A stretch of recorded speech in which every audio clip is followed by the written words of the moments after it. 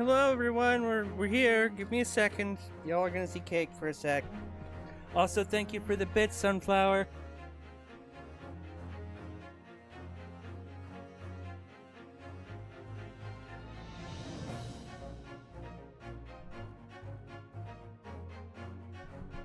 Perfect. There we go. Hello, everyone. We're here. We're back. It's a little less hot in the room. The fan's still going because, of course, it is. Why would it not be? We're here. We're back. I don't think you can tell at all, because I kind of messed it up. But used the curling iron for the first time. My mom used the curling iron on my hair. We did one curl, because she was like, it is so hard to curl your hair when you are so sweaty. And it was the fact that, you know, it was the fact that the bathroom we were using was hot, and also I was a little nervous because hot implement, and mom does not always have a steady hand. She definitely, like, got my thing a little too close. They got the thing a little too close to my forehead, at least once, and it did start to burn a little. It wasn't like a burn, but it was like a ow, you know. But we're here. We're back. We're finally going back to the world of Great Ace Attorney, where we shout objection. We shout objection and take that and all sorts of other weird things. Hold on, I'm reading this thing.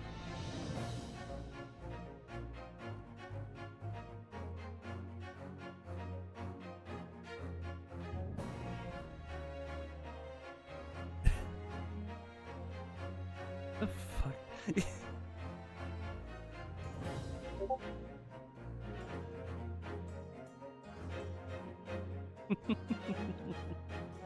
At least you weren't solo trying to curl the back of your head with no mirror. I take it you're speaking from experience. Also, I don't think I can really curl the back of my head. I guess there's some potential there. I guess there is, maybe, I don't know. But we're finally doing Great Ace Attorney. I was reading the thing that Drew posted on the other channel. Prom is a wild time. Oh, prom. Oh, prom. Prom was fun for me. From what I remember, at least. Episode 2, The Memoirs of a Clouded Kokoro. It was a ghastly tale of a winter's night. One of an invisible killer and a crime perpetrated on the pavement along Briar Road. Also, As the victim lay at can you death's guys hear it? door, Is the it a mystery good of volume? just Do I need to who turn it had up? stabbed the young lady from behind had been resolved. But no sooner had my friend saved that Eastern Exchange student from his harrowing plight, than in the dim, flickering shadows of gaslight did a second bizarre crime rend the stillness of that very night. I dare say most can still recall the sensational headlines of the day. Haunted apartment of death, the condemned criminal's curse, the dread demon of coal gas.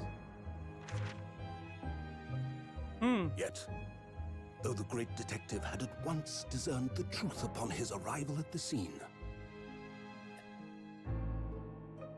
it only proved to be the overture that announced the rising of the curtain on a most tragic play. I love how extra that was. And now we have to switch back into male voice. My name is Ryunosuke Naruhodo. I'm a pledging lawyer, just starting out on my journey. 6 months ago, I arrived as a visiting student of law. having made the long voyage across the sea from the Empire of Japan to here, London, England. And on the way, in quite extraordinary circumstances, made the acquaintance of a world-famous detective. Currently, I reside in the attic of the detective's own lodgings, from where I run my legal consultancy of sorts. I've successfully defended a number of clients in Britain's highest court, the Old Bailey. Hello, Snake! I'm violating my sleep schedule to be here. What time is it over there? It can't be that late, right? Ooh, jokes. 7 p.m. Oh, yeah, see, it's not that late. You're 6 hours ahead of me. Got it. I'm finally here without breaking my sleep schedule. I mean, this is partly why I do the Sunday and Monday streams on an earlier time, so that some people can catch it a little bit earlier, and also because I have time to do it. Because I'm not at work. Anyway. But since a particularly grueling and unforgettable legal battle 4 months ago now, I haven't returned to the courtroom. Truth, I lost my right to return. But that epic trial was just one small part of an epic tale. A tale which was now about to awaken from slumber. Also, my journey into madness continues, aka still playing Silent Hill 3, and the amusement park has no map. You heard me, this entire massive area has no map. Me, Mr. Lost. How's Pet on TV going, Snake? How's that acid trip of a game going? Thanks to a letter that arrived this morning from my homeland. I never touched it again.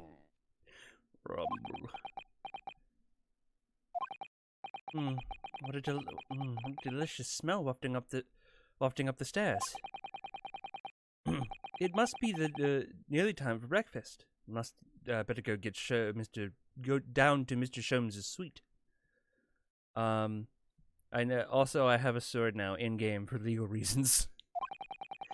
And say good morning to the great detective and his flatmate. His flatmate, a child.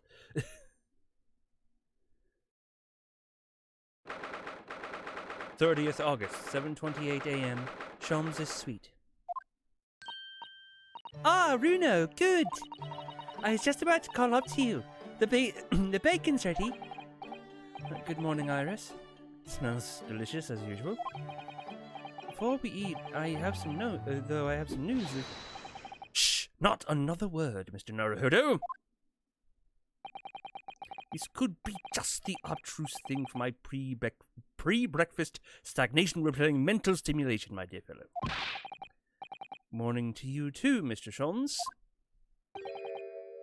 Yes, I see. So that's... Sir, you are handsome. Please, I need my personal space, though.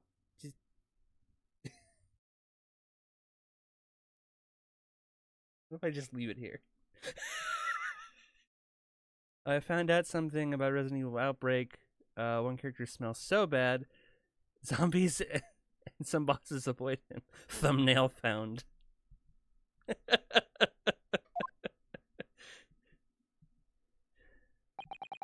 The truth is as clear to me as day. My faculties of observation have revealed it again.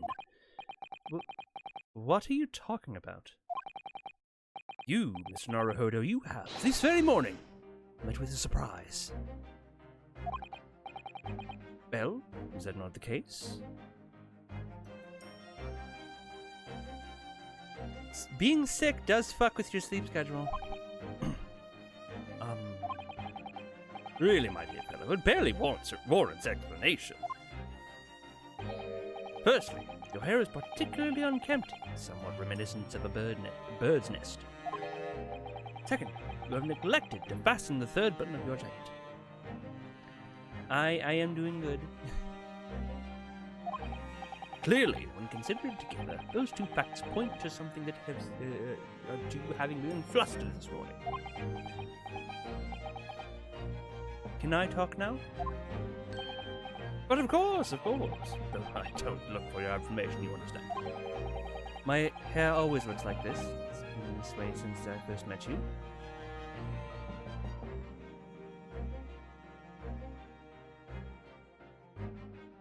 Pride. It's a Pride Disney shirt. I got it in Florida. It's Pride Month, so I might as well wear it. Oh, it has. And the button was ripped off last night, if you remember. By you. Hurley pulled your button off?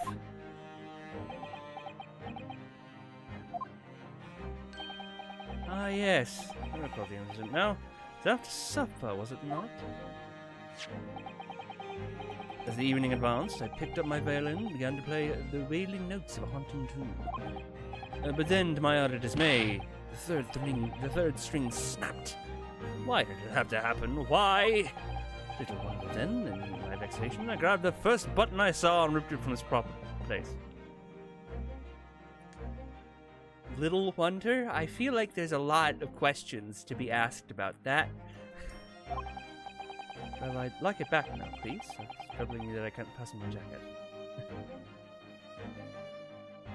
Wait, did they say sunflower? What did I do? No, they didn't say sunflower. What? Troubling me. You expect me to know wherever it is. Somewhere thereabouts on the floor, one presumes. Helpful. What matters at the present time, my dear fellow, is simply whether or not my deduction was unerring. But Hurley, Bruno said it when he came in, didn't he? I had a surprise this morning.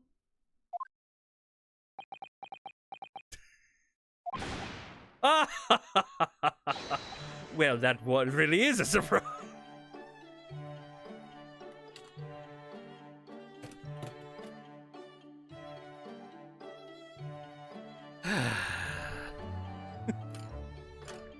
Oh, Sholmes.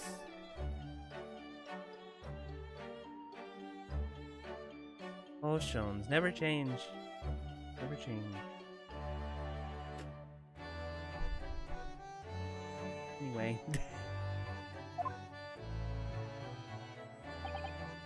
Yes, this man is the pride of the British Empire, the famous consulting detective, Mr. Sherlock Sholmes. I still love that his name is Sherlock Sholmes. And all because they were like, I'm not sure we can use that. It's in public domain, technically, but I'm not sure we can do it. There can't be a single person in the world who doesn't know his name. Alright, then enough of this silly conversation. Come and eat this bacon before it gets... before it gets cold. I know a guy from Discord that uses that name as a reference. Oh. Sorry, a reference. I had to call you out, I'm sorry. And I have a new herbal tea for you to try too. My latest special blend. And here we have Iris Wilson, Mr. Sholmes' lodger and companion. A truly exceptional young girl who's the author of a highly successful serialization here in London. Yes, The Adventures of Sherlock Sholmes is published in Ranst magazine. So, Mr. Naruhodo, won't you put us out of our misery? Or... Bang! Sorry. It's usually what they mean, sorry. What surprised you what surprised you this fine morning? Ah, well, I received a letter from Japan. Oh, from Susie, you mean? Was it really? That's right. She has some rather startling news, in fact. Ah, intriguing indeed. Well, if they called him Sherlock Holmes, his name would not fit, since everyone else's names are like parodies. I guess. Also, my pet does. All my pet does is sleep and sleep, ignore me, and eat shit. I hate him. I want to fight him. Pet and TV, correct? Pet and TV. Not your dog. Also, that's usually what pets do.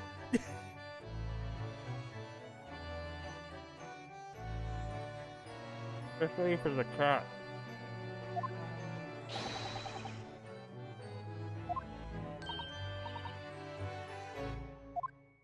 Sorry, eating pretzels? Oh. We're already in this part, huh?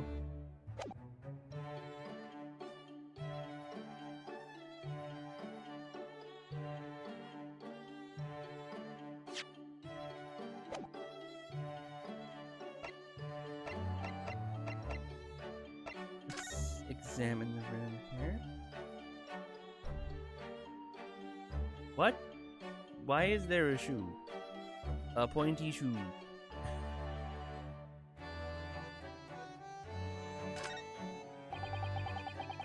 I guess at this time of year, Londoners seem to have their hearths alight all day. I love it. There's something very relaxing about watching the flames flit and dance about.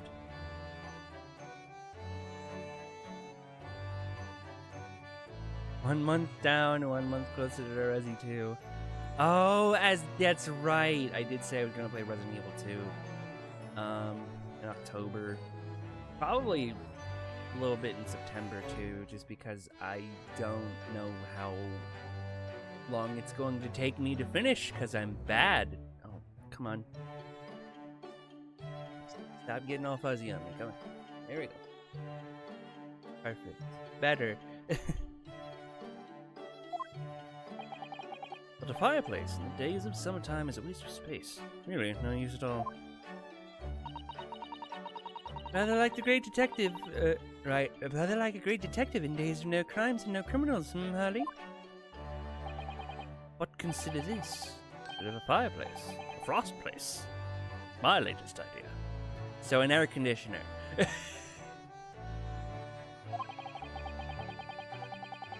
An extraordinary hearth from which emanates a cool breeze in the hot summer months.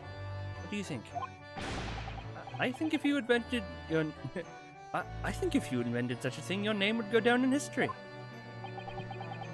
The principle is extremely simple. One must, of course, light a cold fire in the hearth. Ah, yes. Lighting a cold fire. You seen that Sonic Racing Crossworld that has a guy from Dragon, Miku Hatsune, Steve from Minecraft, SpongeBob? Well, I know it has, oh, I forgot his name, but yeah, the guy from Like a Dragon. It does have Hatsune Miku and Joker from Persona 4. Because Sega is the parent company of all those games, or the creator of all those games, publisher. They make Yakuza. They make They have like a couple of Hatsune Miku rhythm games, and Persona is from Atlas, but Sega is like the parent company to Atlas, I think. Before Persona fans riot. You'll never see it coming. You never saw them coming. Yes, of course. Brilliant. Trouble is, none of the fires I build ever burn cold. Or it taunts me. Though, as you British say, it's a bit of a damp squib. What the fuck is a damp squib? Snake? Snake? The fuck is a damp squib? Do not look at me. It's a British term! It's a British term. I can't not look at you. Is that a Harry Potter reference? God, is it? Is it though? It means to eat charcoal, does it? I'm kidding. I got no idea. Let me visit Papa Google. Different pieces of evidence from cases you've solved here, aren't there, Mr. Jones? Not quite, Mr. Naruhodo, not quite. Because a squib is a non-magic wizard person, yeah? Isn't that a muggle? Aren't they muggles?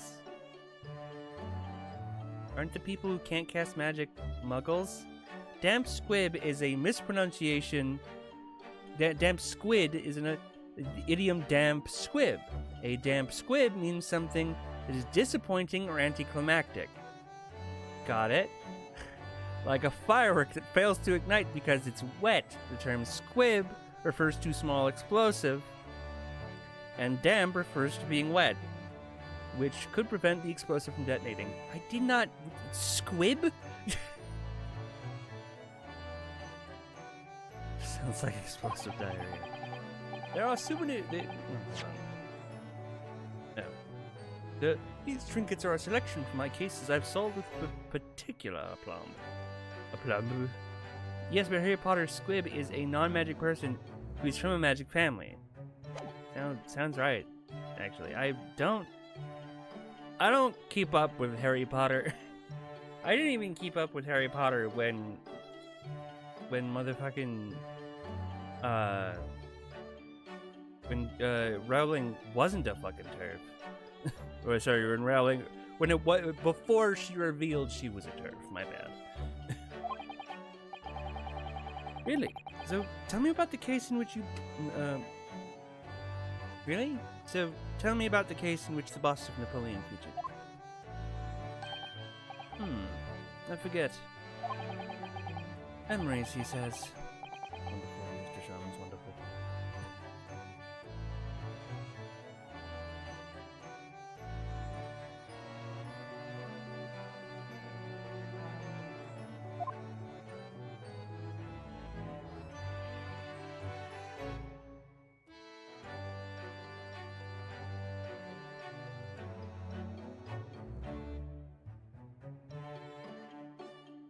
Get off a larger trunk than I meant to.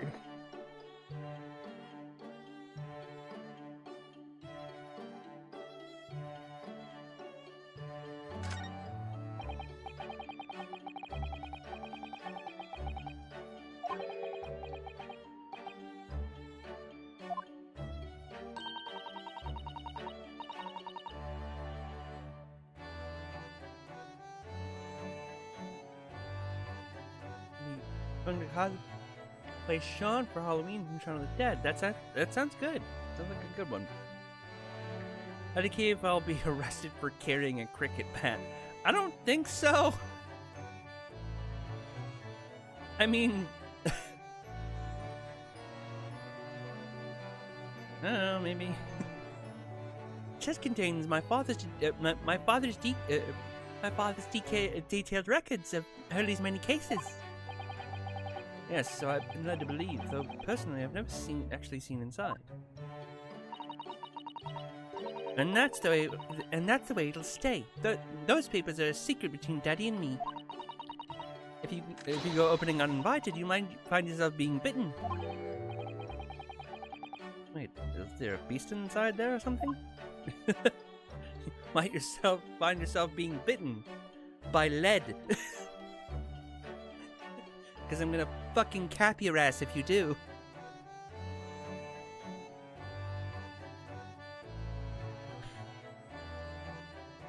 I'm going to, as some people say, cap your ass.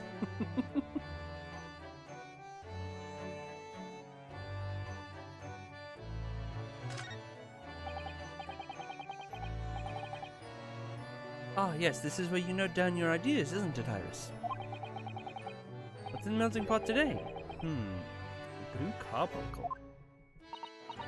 Yes, it's from a case of theft that Hurley solved ages ago.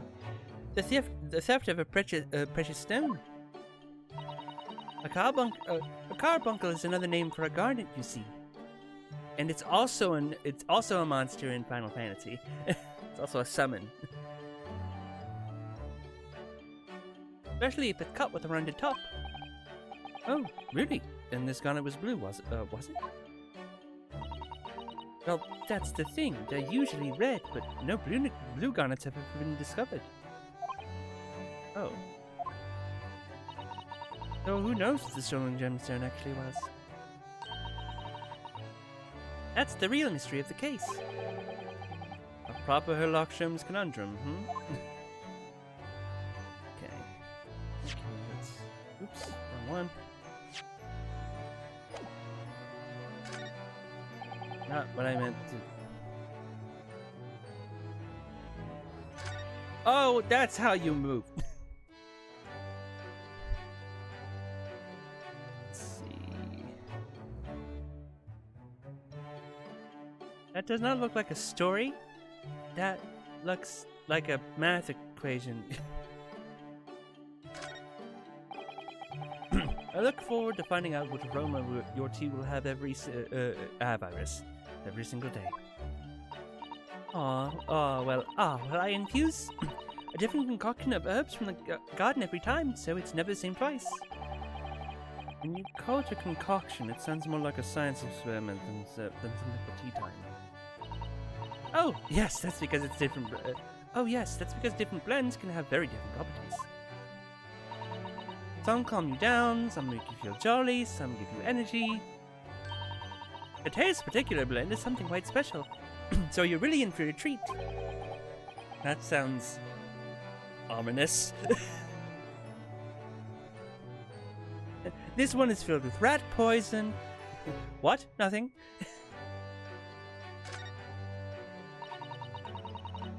I love how your info says join Discord. Is that a threat? Oh, join. You will love us. That is actually a joke from way back when. I remember you commenting on it. Way back when we were doing the RPG cleanup, I played Blue Dragon. And when someone joins your party, it goes, join.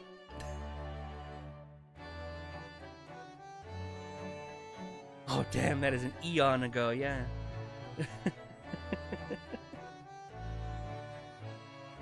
Need a join emote. I can type with my eyes shut, you know. I can believe it. When the deadline's approaching, you sound like a Gatling gun.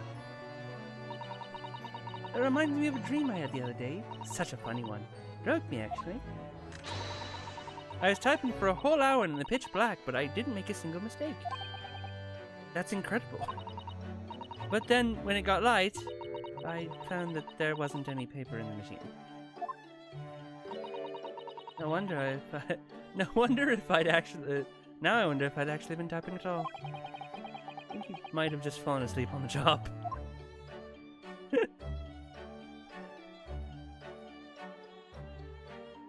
Join soundboard. Join soundboard in chat. Discord chat. We need to join input screen. You weren't here yesterday, Snake. But I'm not in the Discord right now. But I was in the live hangout, and Pata was in it, and he was definitely just spamming the soundboard at some point.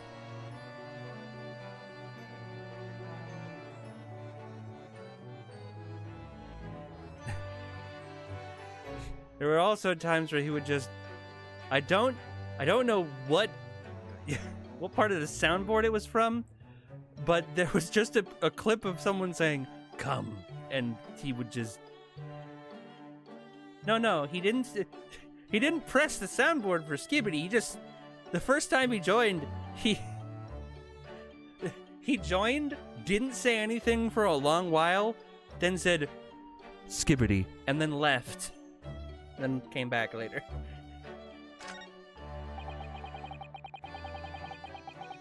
So many different bottles up there on the... All he said was Skibidi and Deuced. There were so many different bottles up there on the charming little set of white shelves. Oh, do be careful, Runo. You mustn't try to... the contents of any of those bottles, even if you're hungry. I wouldn't do something stupid like that. I'm not a child, you know. Well, I wish I could say the same for Hurley. The other day he polished off a full bottle of one of my alkaloids. He what? He said he was hungry. I'll be extra careful. What are alkaloids? Are they dangerous?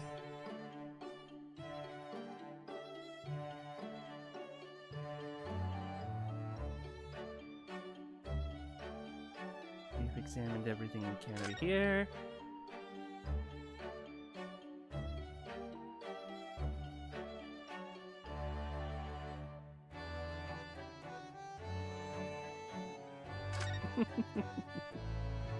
Sounds like a great idea, Snake.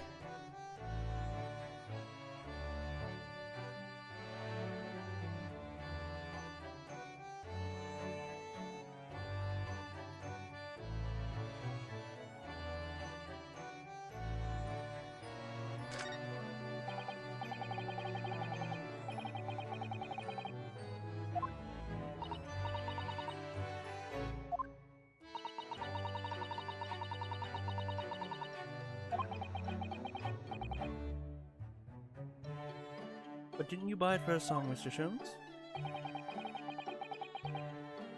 I found it at a pawnbrokery among the forfeited articles. It clearly said Stradivarius on the label. What? The ignorant broker had no idea of its true value, you see. So I paid a mere 55 shillings for it. Yes, I have something of a term for shopping. Herlock Sholmes, bargain hunter. Coming to a channel near you.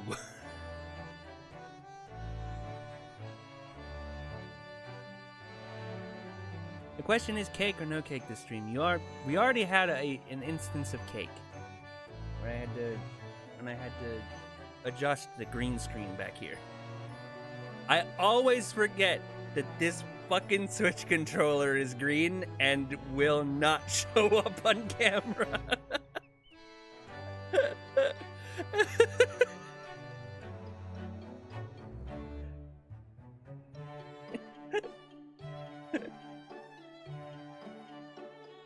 It's so funny. I fucking love this. So good. Look, you can see autoplay on my chest now.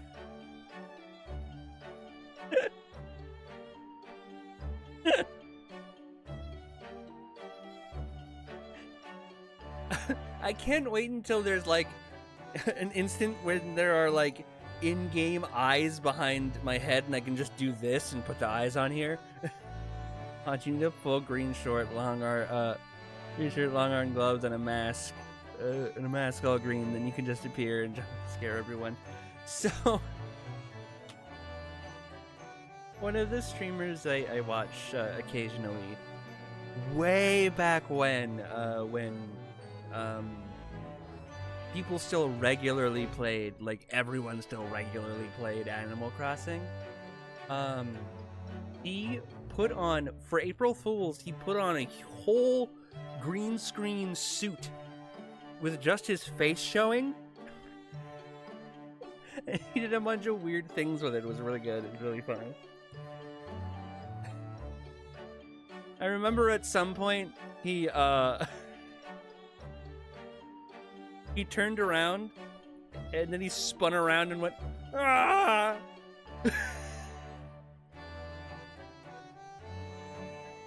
I don't see the green screen anymore. Are you sure about that?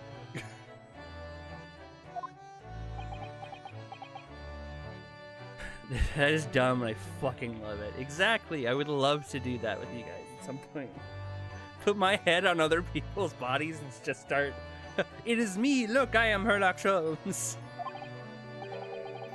But is it really a Stradivarius then? But of course, my dear fellow. Said it so on the label. Said so on the label. Labels never lie. Papa just had a Scream Lady, and I can just go.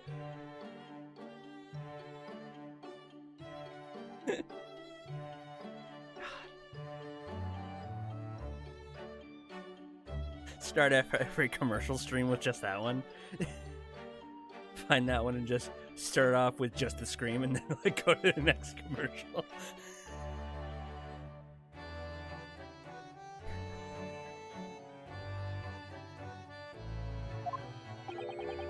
I think perhaps the ignorant broker has something of a turn for selling.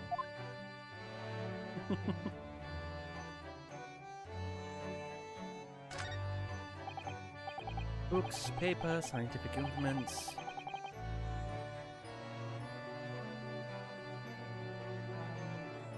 Did you see the links advert I sent you? No, I did not.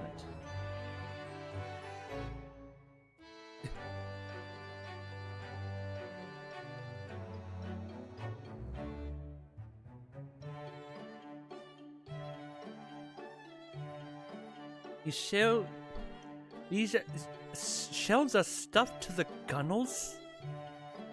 Snake. Snake, what is gunnels?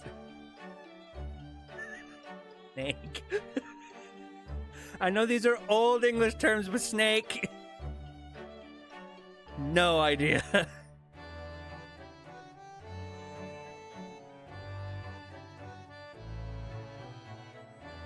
So Link's adverse, of course, is Link's a cursed, is a cursed product, a cursed commercial maker? They don't make anything, they just make cursed commercials for themselves about making cursed commercials. Only recently, it's the same company that had the dog beating up people that you saw. You mean the dog that started fucking beating the shit out of the girl's boyfriend? Used to be normal, I guess something happened. Gen Z only wants to see batshit things. Put batshit things on our commercial. Do what you want, Snake.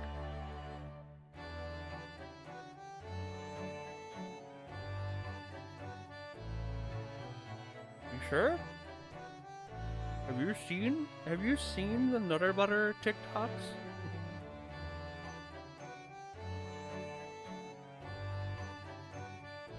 That shit's a hit with Gen Z. And Alpha, I think.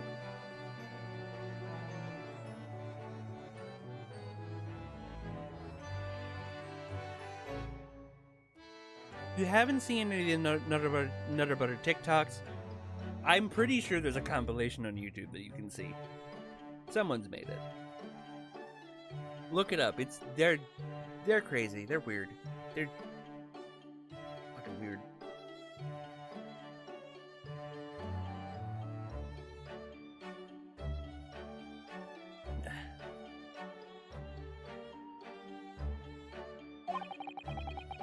Mr. Sato wouldn't be able to help herself if she were here.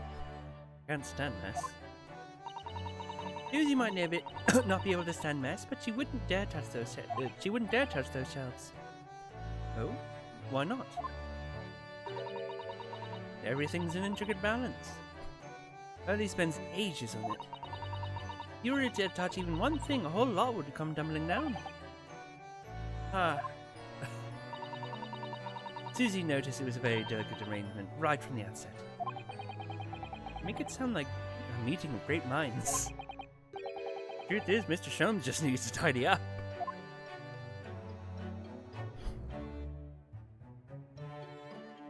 Truth is, Mr. Sholmes just needs to not be such a... There's a skull! Did Mr. Sholmes just kill someone? Is there a skull here?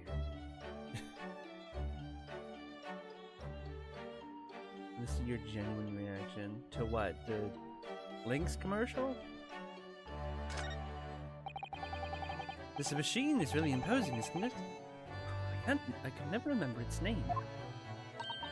Ellie calls it the Great Analytoscope. It can analyze anything at all. That doesn't really help me. What does analyzing something mean? It's in their last video. Does it count as Does it count as a Pride commercial? Okay, now you're gonna make me watch it, huh? Okay. Alright, let's quickly do it.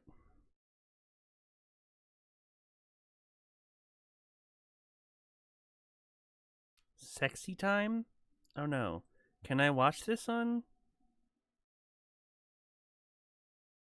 Is it in my DMs?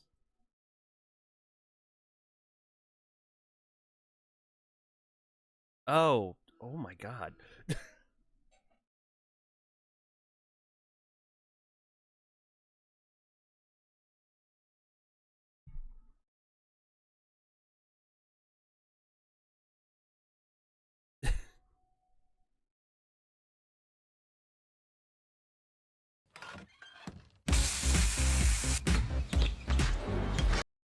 Oh, hold. How's the volume?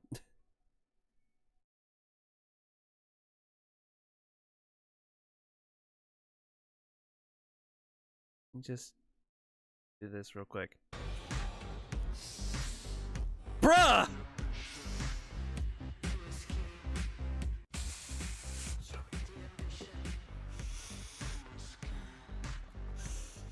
Bruh. No, not the feet. Oh, God.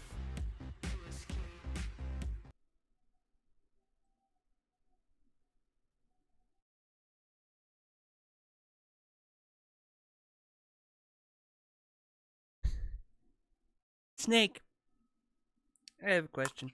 Why is your country so fucking cursed? At least when it comes to commercials.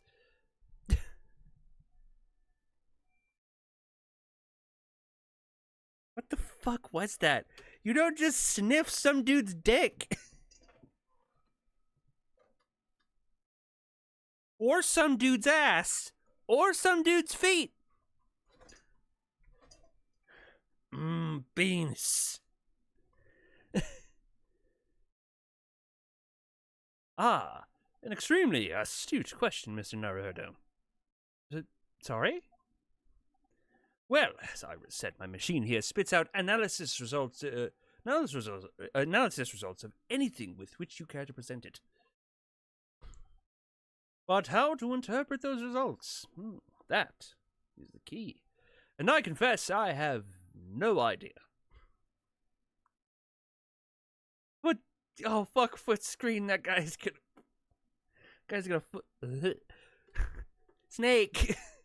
Disgusting. Ew. Bad. Bad.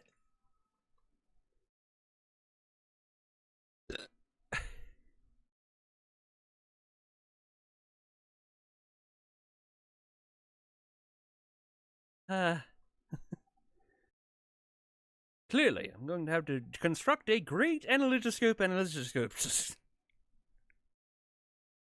A great analytoscope to solve the problem. Also, how you accidentally blocked my Discord info with your body was amazing, lol. Or was that an accident? That was an accident. I didn't mean to, but I mean, hey, if that works, you know. That might not help. Alrighty. I think I have examined everything. Now we go back to converse Miss Susato's letter. This is the letter. This is the letter that arrived this morning. Arrived from Japan this morning by international post. Oh, how lovely! Look at Susie's beautiful handwriting. Wish I could read it. Oh, yeah, it's Japanese, huh? And how is your judicial assistant faring, may I ask? She's very well, thank you. In fact, according to what she's written... Oh, hold on. I'm going to see a catnip video with links. I'm sure it's innocent. The cats look cute. She appeared as a lawyer at the Japanese Supreme Court and won a case. Ah, really? Oh, isn't she wonderful? cut above your good self, my dear fellow. I've won cases too, you know. Apparently, Mr. Natsume appeared in the trial as witness. Natsume. No, I don't recall that name. Of course you do. We helped the man. Twice! If you're confused about twice, because we've technically only helped the man once, you're the same way I was when I first played this game. And I still haven't gotten... So, we still haven't gotten to the point where I'm fully blind yet on this playthrough. We're close. You know, and there's 2 cases that took place on Briar Road 6 months ago. Ah! The mustached twitchy man with the somewhat feline eyes and the mustache.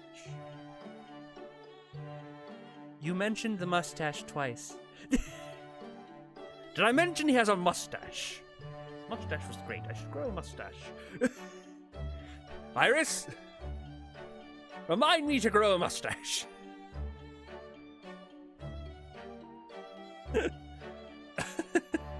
Meanwhile, I'm over here shaving my mustache every day. Not every day.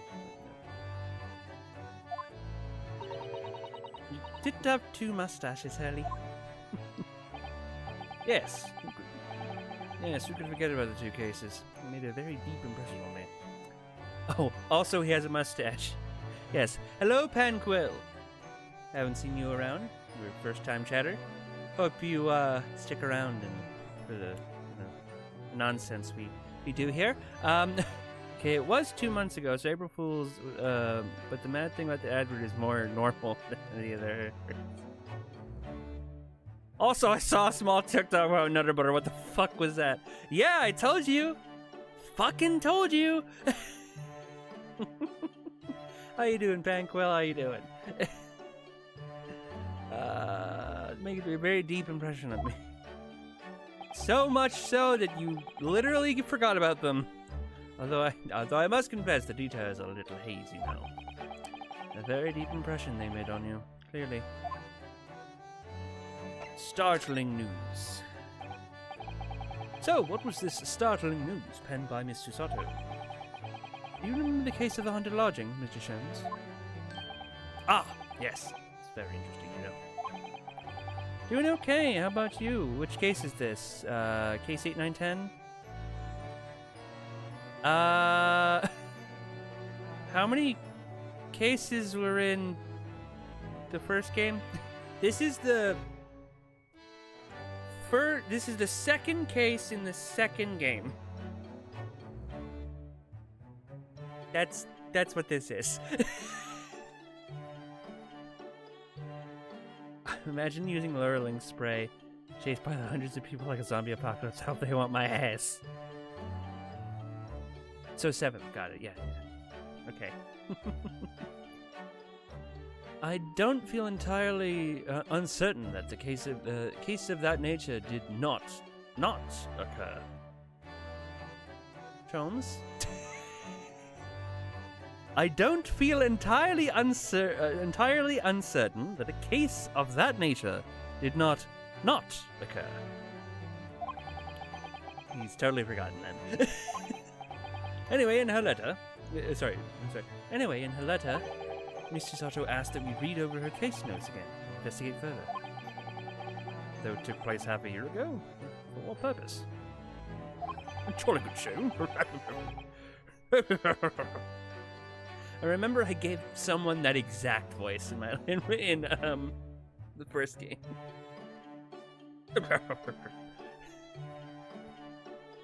Because of something Mr. Natsume said to her, apparently.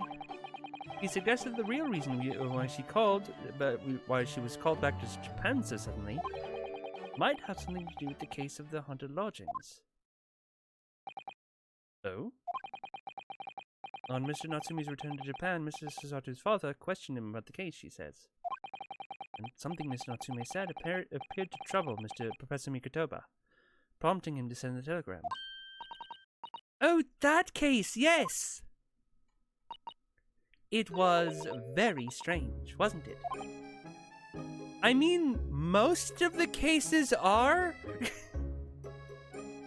most of the cases in any Ace Attorney game are rather strange, or at the very least, the characters that that are in that are very strange. The good kind of strange, you know, the strange that makes it interesting to play. I compiled the whole story into a nice, neat manuscript ready for publication, too. But then Hurley was all funny about it. Remember? He was very mean. The story must not be published, you said. Very mysteriously as well. The original Resident Evil 2 typically takes place between takes between 4 to 8 hours to complete on average. However, this can vary greatly depending on your playstyle and familiarity with the game. If you're new, it might take closer to 8 hours, while experienced players know the maps, strategies well can complete it around 4 hours. I know ADHD, but I remember to Google it. So, I'm probably gonna take more than 8 hours to complete it, though. Or not complete it, but beat it, because I am very bad. I mean, you saw my playthrough of Resident Evil 4, Snake. I'm very bad. And Resident Evil 2 is gonna be even more archaic to fucking control, because it was on the PlayStation, and I have to fucking use tank controls. And I don't have my trusty kick button in that game.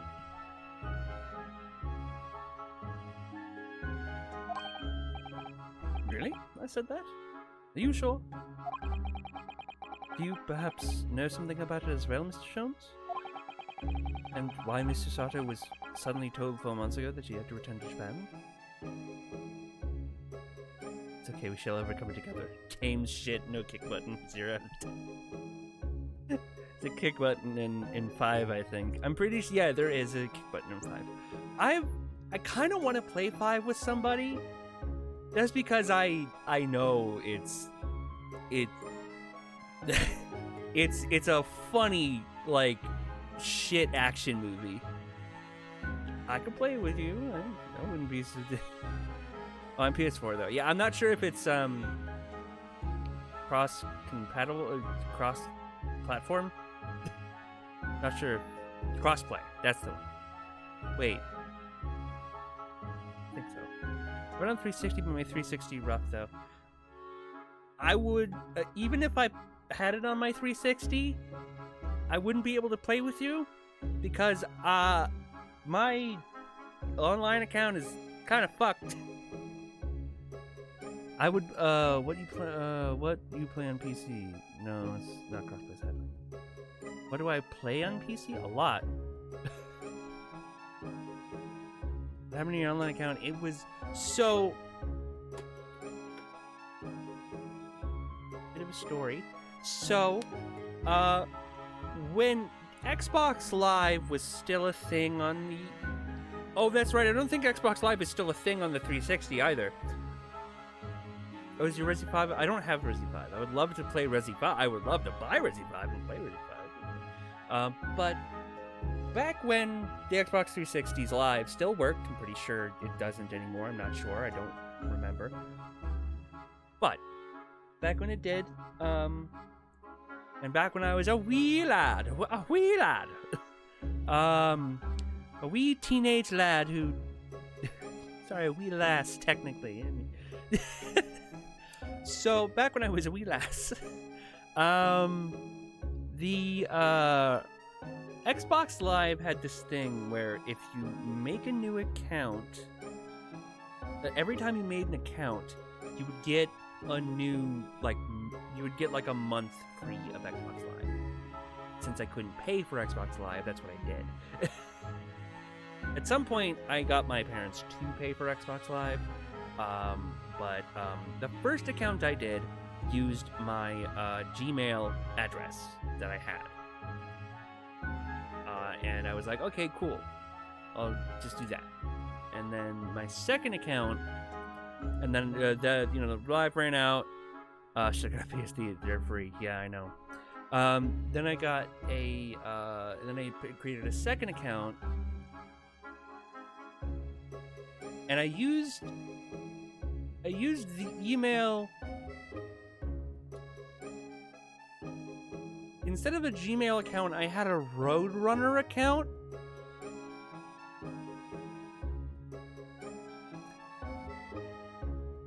Which is an email service that doesn't exist anymore. The hell is a Roadrunner account? Well, do you know the company Spectrum? That used to be called Roadrunner, and they had an email service.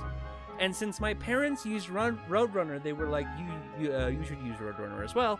So I used Roadrunner. They made me an email address and everything. And that email service doesn't exist. Ran off because Coyote chased me.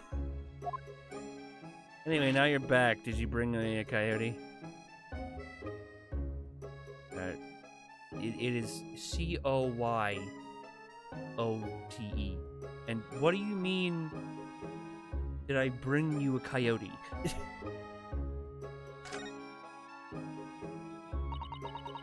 It's been 4 months now since we baked Susie off at Dover. Give me. What do you mean? Such a shock, wasn't it? The way she suddenly, just suddenly announced that she had to go back to Japan? Indeed it was, due to the telegram she received from her homeland, I believe. That's right, telling her to return urgently.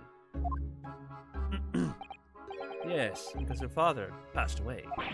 No, he's just suffering from a high fever, the cause of which was unknown. He's not dead. According to this letter, the news about her father's fever was just a ruse. A ruse? So Susie's daddy lied to her so that she'd make the voyage back home? Why would he do that? I have to admit, I have absolutely no idea. What she believes is almost certainly related to the case of the haunted lodgings. Interesting. Summoning a bird to Japan so suddenly like that. I wonder what Mr. Sato's father is hiding. Hurley, do you know what this is all about? And he's dressed in his full getup. BRB gotta do drugs. Sort out my mother's drugs. Well, who can say? What? But you said... Please, I have engagements, my dear fellow. My calendar is quite surprisingly full today. And a stringent analysis of the matter would be excessive, I feel, even if I were quite at leisure. So, and the fault in my absence, won't you, Iris? I will, Harley. Don't worry. We'll see you later. Bye. He scuttled off rather quickly. Rather quickly there. Suspicious.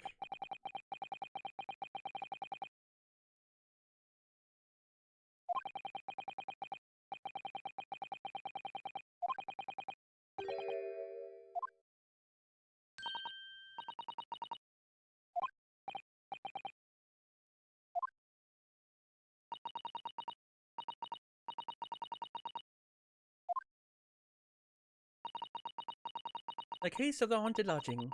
Do you want to read them, Runo? Absolutely. Thank you, Iris. I have no idea what secrets could still be hiding in the shadows of this case. But perhaps if I read over the notes again, something might come to light. That's the spirit! Gun. And so, Iris and I decided to read over the case notes again together. Everything that happened while the investigation and that fierce battle in the court that followed.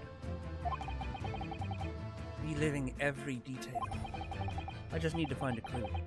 And have all the time in the world. Because of course, I'm no longer allowed to practice law in the courts of Great Britain. Because I killed a man. I'm on the run.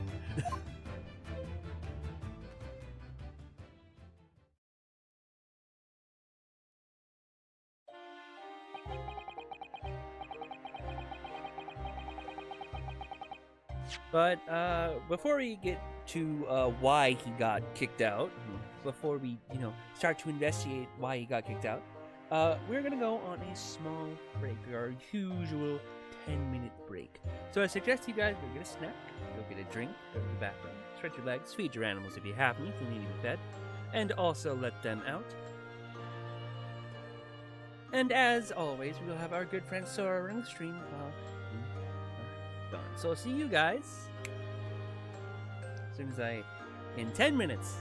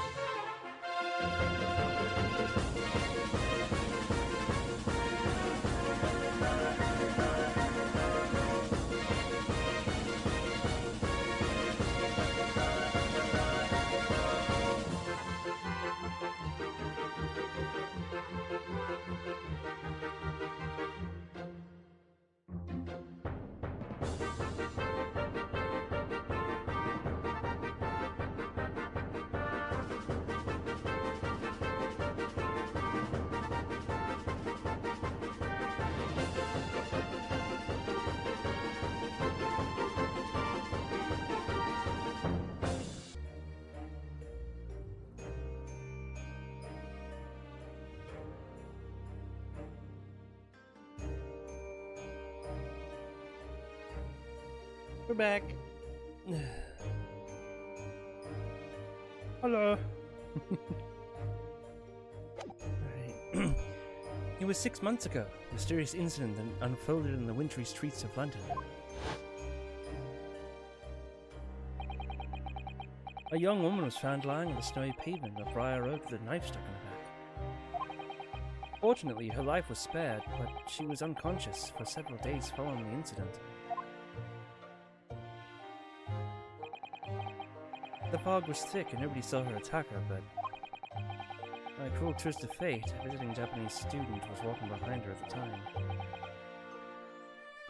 Oh, my dog's birthday was a few days ago. Aw, well, happy birthday, doggo.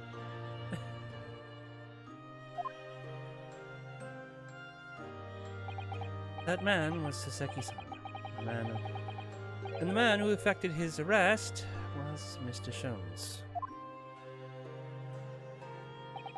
Believing in our compatriot's innocence, Sato-san and I decided to represent Saseki-san in court, and after a grueling trial of many twists and turns, finally managed to prove his innocence.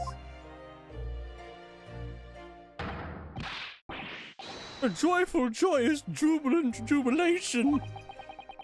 Was the man's reaction after the trial, but his jubilant jubilation was short-lived. The three things: screaming dog when Podge's dog turns up, screaming cake, and when cake's and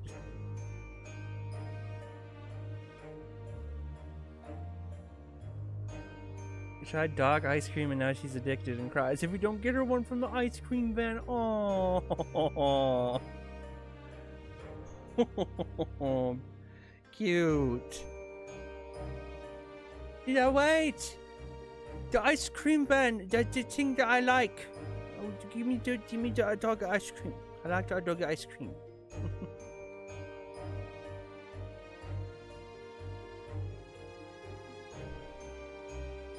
I legit went to the van and turned around and did it. She teleported like the dog from Minecraft. For me? For me?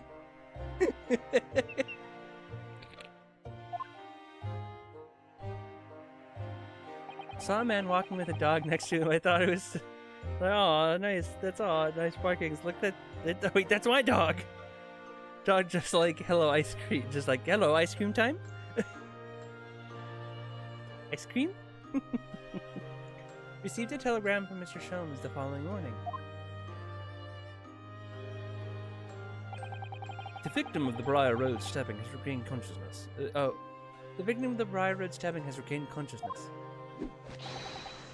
Hurry to Bots at once. Wait. So Susato-san and I summoned a hansom and headed immediately to the hospital. I'm assuming that is like an ancient, like an ancient. Oh my god, a fucking like a old England, like stagecoach.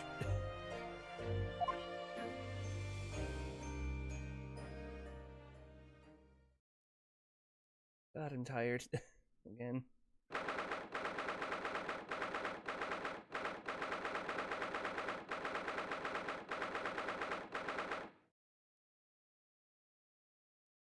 Would there be rats in the hospital? Not good. I don't think he should be here. Unless he is a licensed doctor. Are you a licensed doctor, sir?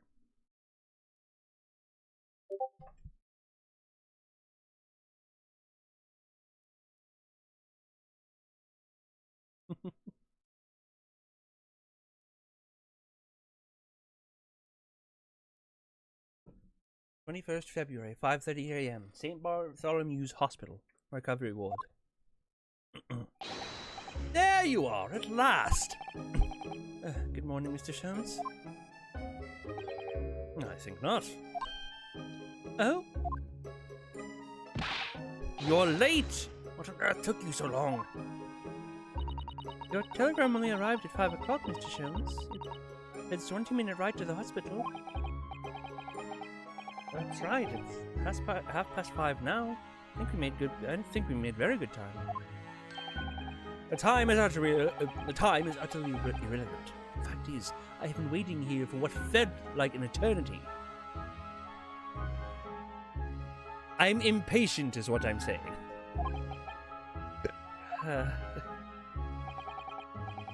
In point of fact, I myself was awoken at 4 this morning by Telegram Boy.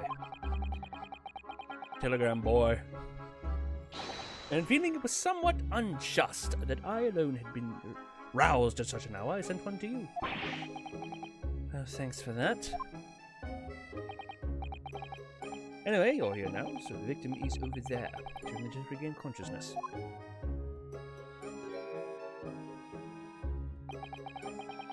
You should introduce yourselves, and I shall observe from here. And I shall observe here. I am scared of the rat that is right next to her. But this was the lady that was found on the stone-covered pavement with a knife in her back. The name is... Ah, yes, here we are. Miss Green. I guess I can kind of see why she's named Miss Green? Question mark?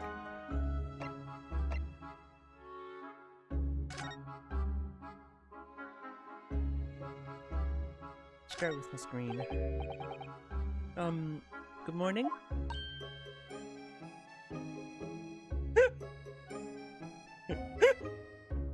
The way she turned, just...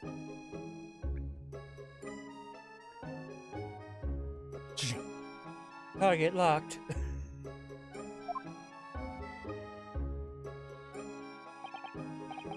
Hello, I'm Ryunosuke Naruhodo from the Empire, the Empire of Japan.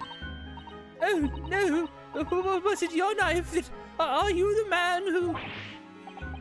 Oh no! I'm a lawyer. And I'm Susato Mikotoba. Pleased to meet you. Oh no! Was it your knife then? Are you the one? No, I assure you, I'm Mr. Naruhodo's judicial assistant. We heard that you regained consciousness and wanted to come give you our best wishes. Best wishes? For me? Thank you. I'm Olive Green. Like the color. I'm an artist. Well, no, that's not right, is it? What I mean is I'm trying to be an artist. Well, what I really mean is I desperately want to be an artist.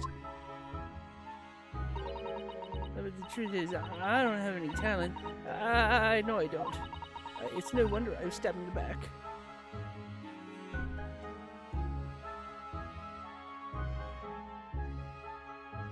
I think we have some underlying issues we need to push past there, Miss Green.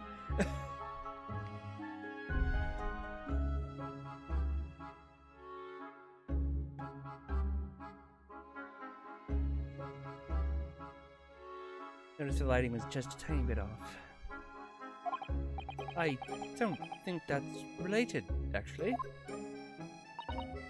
Gosh, this young woman seems to bend over backwards to put herself down.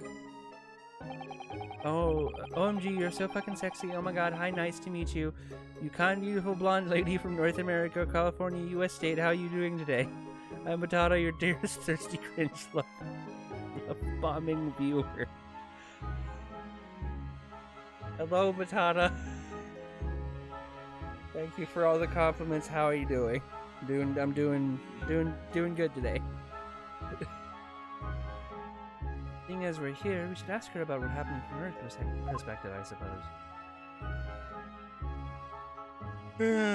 Now perceivable to the human eye. Hello, Pata. How are you?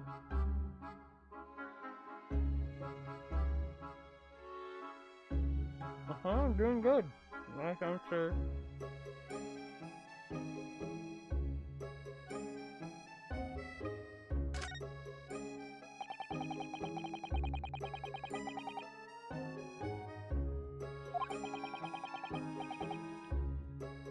Oh.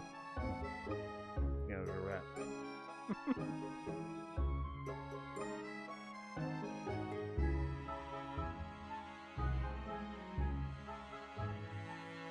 I started the regular time, yeah.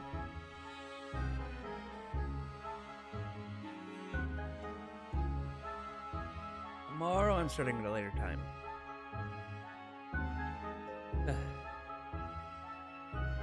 Tomorrow is when we'll start at like 2 or 2:10. What a terrible experience you had, Miss Green. It was so cold that day, and the fog was so thick, I couldn't see a thing. That was 4 days ago now, I think. Is that right? Oh, it's morrow. It morrow.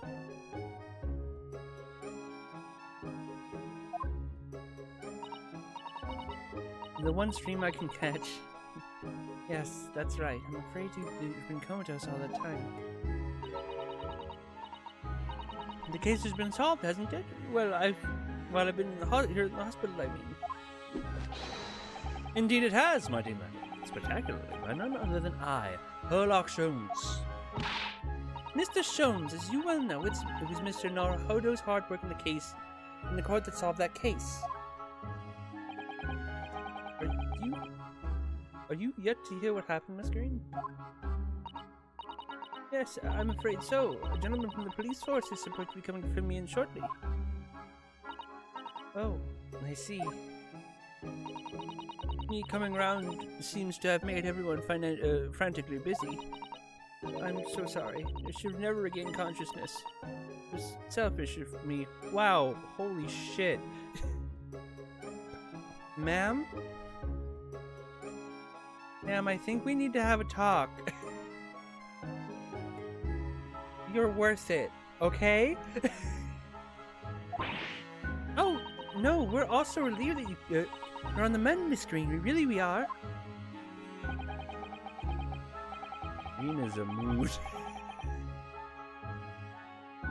Potter, do we need to have a talk? Potter, are you okay?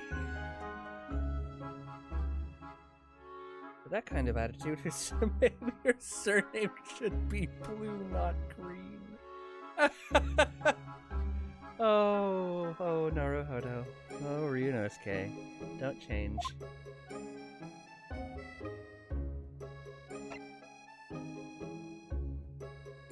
Cut yourself. You're an artist, are you, Miss Green? Are any of us truly okay? I must go. Alright, well, I'll see you.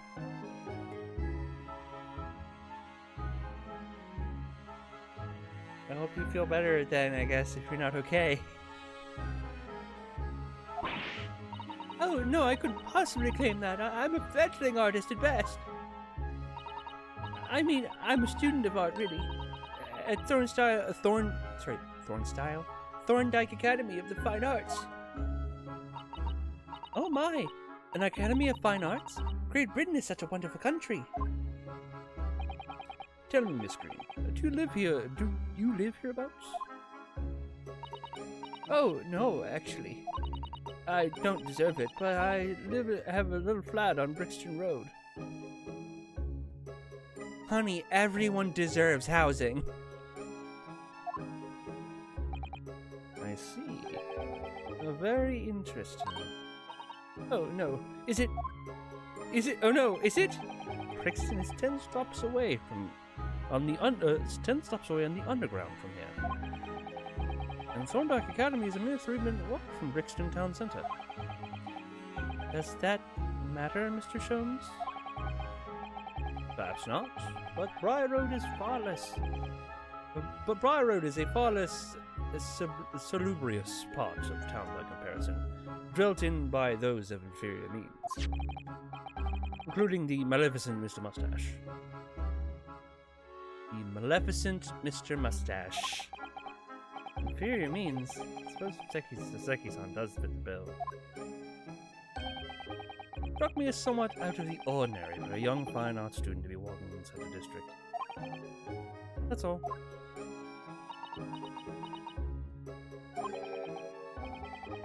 She suddenly climbed up.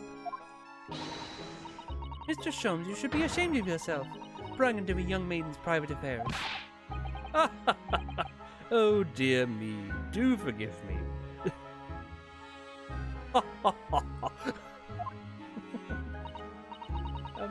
If you don't mind, I'm being discharged shortly, so I need to pack up my things. Oh, yes, of course. We won't keep you. Thank you so much, Miss Green.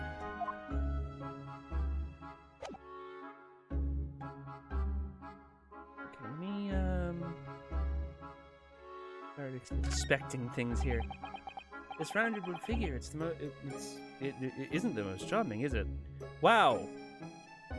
Fat shaming, are we? Ryunosuke? Shame on you. Ah, I don't think that's a decoration, Mr. Naruhodo. It's an artist's mannequin, I believe, used when practicing sketching the human form in different poses. Really? It's not exactly what you call a typical figure for that purpose, though, is it? Wow! Ryunosuke just out here fat shaming.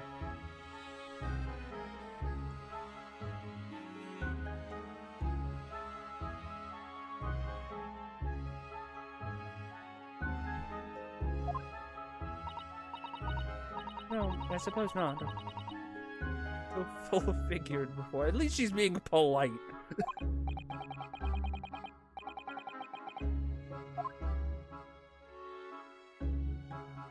Sort of. She's being sort of polite by saying, full-figured. Look, here's a photograph. There's a photograph in the frame here. Oh yes, it's a picture of a young gentleman. He looks to be about the same age as Miss Green, I would say.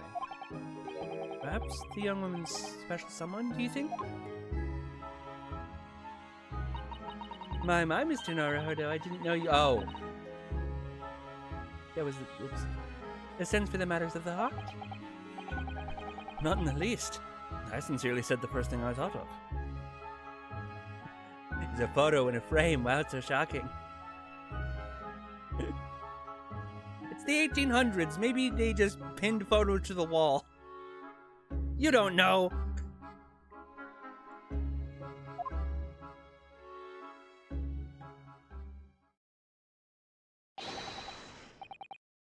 Is there Mr. Naruhodo here? Mr. Naruhodo here?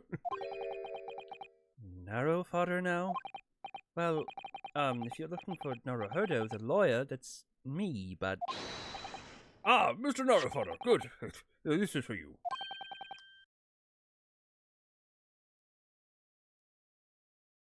It's a message from Mr. Saucy Nutsmeg.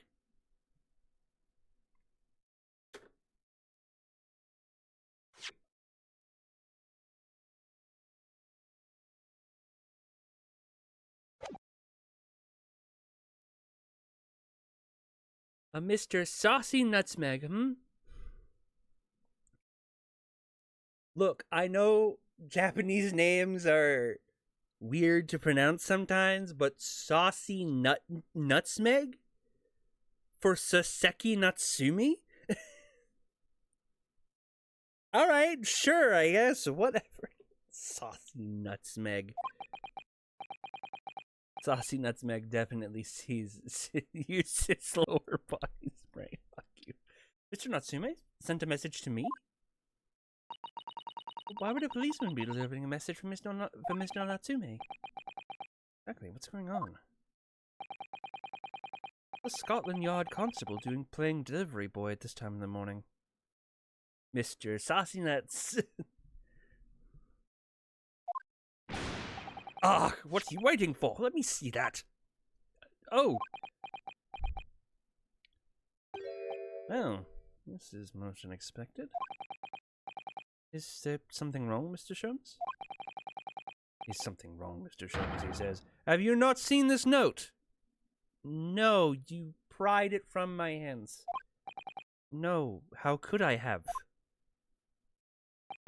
It would seem that London's criminals have no intention of letting the great detective rest.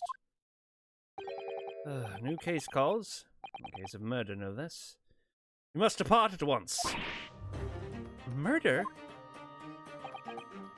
Call a cab. Time is of the essence. But the trouble is, we've yet to read Mr. Natsume's note. I was thinking we ought to pay him a visit in his lodgings once we did. That will be entirely convenient. Convenient? What do you mean? It's all here on the notes, my dear fellows. The murder we must investigate took place at Mr. Mustache's lodgings.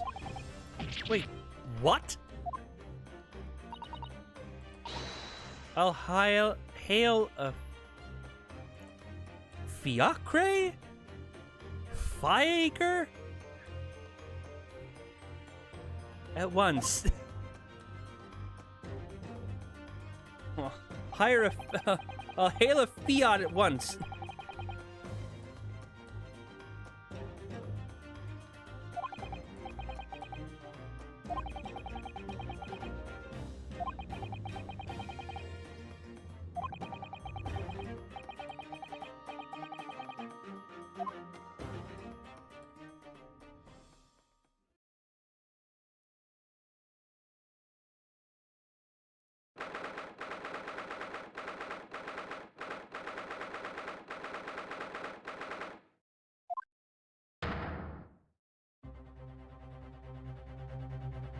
Ah, yes, I remember this scene.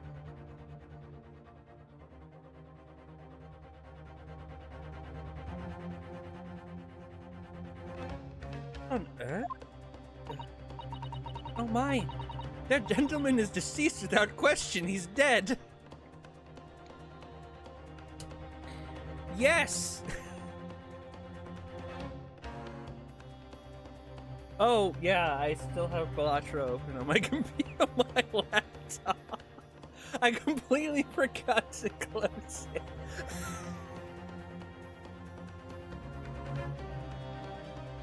But yes, I am playing OBS, I guess. The gentleman is deceased without question. He's dead. Yeah, no shit. Susato, we came here because Mr. Sholmes declared there was a murder. Locum student Mr. Naruhodo Esquire. Mr. Natsumi. Why is this happening? Why to me? I've only just got out of court yesterday. I was finally home after 2 days of misery. Then I wake up the next day to this. No early bird should catch a worm like this. It's been a murder. Wow, someone's dead. Yep. That's exactly what I'm saying. Woeful worm without wiggle.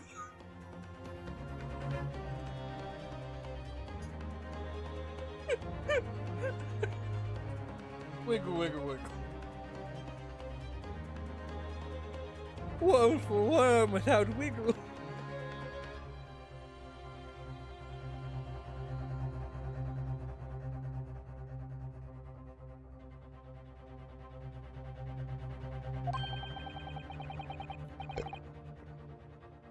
Oh, so you are in high spirits again this morning, Mr. Mustache? Ah! Not the horrible Herlock! Herlock Sholmes. Herlock. Shoo, shove off! Show yourself the door! I never invited you! Mr. Sholmes came here with us. I'm quite sure he'll be able to help you, Mr. Natsumi.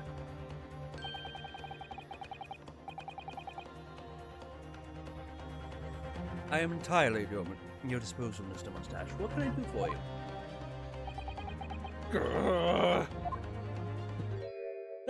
Oh, hey! There they are already, busybodies. Ah, Inspector Gregson. Wasn't surprised. Pleasant, is it? I'll be heartburn every time I see your face at a crime scene, Sholmes. I deduce, Inspector, that your heartburn is a result of your excessive consumption of fried food. Good morning, Inspector.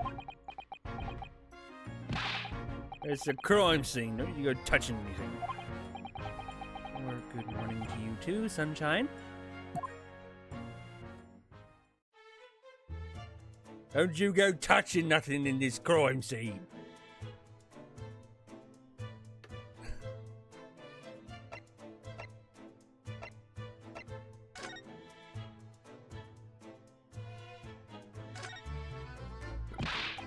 Oh, I said hands off! Gonna miss out my crime scene. Oh, no, I just wanted to look, that's all. No chance. No, you're kind. Miss out bud just by looking at you. Ugh, someone's in a bad mood. Certainly some bad air around here, isn't there? Alright, sounds like I better talk to the inspector first and try to curry some favor. Alright.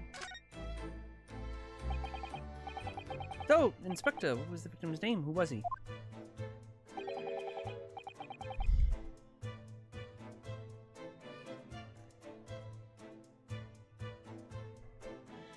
Mr. William Shamspeare. He's a lodger here. You can probably tell who's an actor. Bit of a dead loss, see as that happens. Someone was dead. Mr. Shamspeare.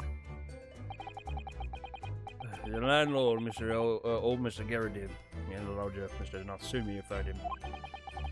But he didn't rise at his usual hours, so Garridib got worried and kicked the door down. In his wheelchair. But doesn't Mr. Garridib have a bad leg? Oh, yeah, you're right there. He's a jittery Japanese hunchback over there who actually did the key. Who actually is a. Oh, yeah, you're right there. It was actually a jittery Japanese hunchback over there who actually did the kicking. Really? Saseki-san? The victim was pretty hard up, it seems. You've done some time inside for petty crimes. He had he had no money, no place to go, no friends. Only acquaintances with people in his house. Miserable life and a miserable end to it. So, what exactly is Mr. Natsumi still doing here?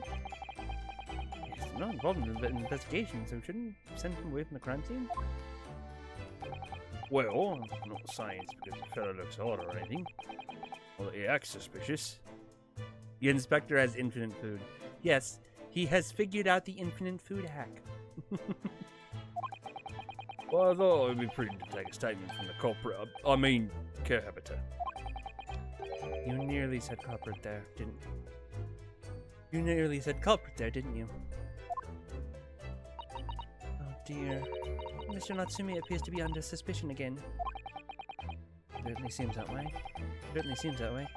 He does just come across as such an odd fellow, doesn't he? Oh man, how unfortunate. Anyway, can't say much until the coroner gets here.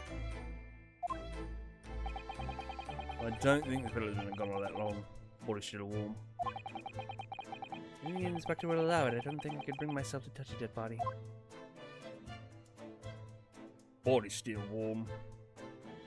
Dr.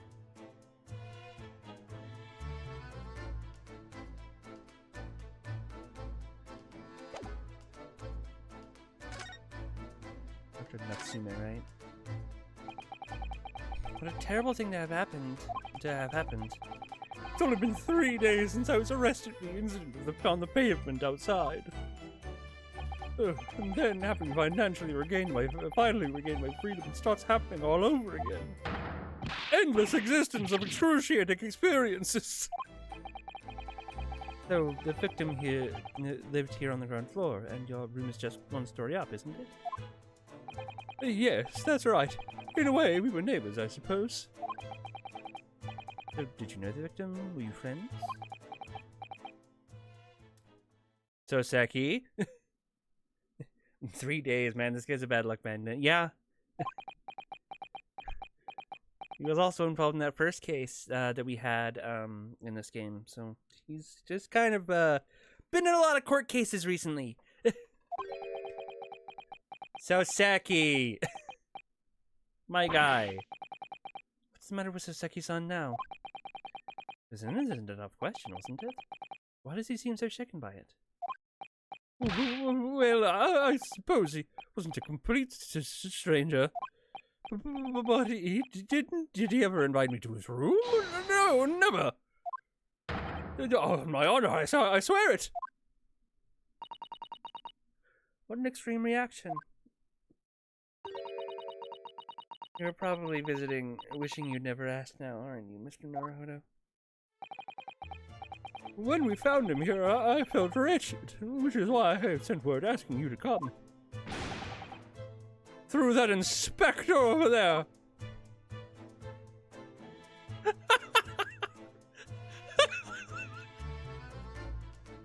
I love that Sholmes just appeared. What are you straddling that piece of scenery? Sir.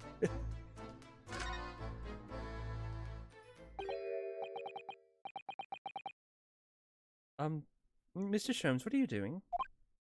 Ah, you need only to observe to know it, my dear fellow. Investigating, naturally. In a very weird pose. There's nothing natural about that pose. Mr. Sholmes, have you made some miraculous discovery? Patience, my dear madam, patience. Not been in this room, we've not been here in this room 5 minutes. So far, all I've managed to deduce is what actually happened.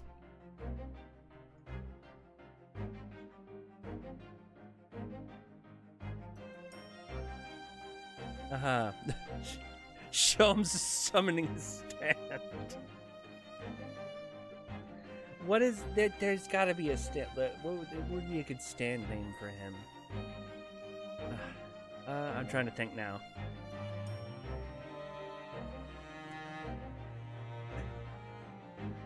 All I can think of is the fucking Sherlock Holmes in the 22nd century theme song. My stand, Sherlock Holmes in the 22nd century.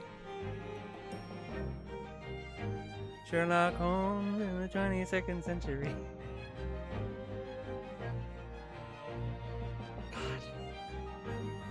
One of the many cartoons I watched as a child. On like mornings when I went to my grandmother's place. It was on the same channel. It was on the same channel that at one point. So there was this channel, channel 13 was the channel, and every morning it would. I'm not sure if it was like summers or if it was all the time. I don't remember, what it was, but like it was always showing something different every year. It was showing something different, and it could be even longer than that, to be honest. So the shows I remember watching from that are Archie's Weird Mysteries, Sherlock Holmes in the 22nd Century, Sonic Underground, and Digimon Frontier.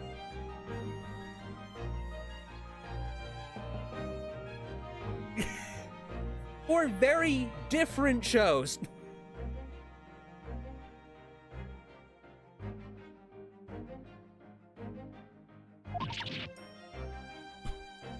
The last disc of your favorite Digimon season. 2? Like 6 episodes. Nice. Season 2 is my favorite because I love Digimon and Davis. Digimon, Vmon, and Davis. Ah yes, what Digimon are you? Digimon.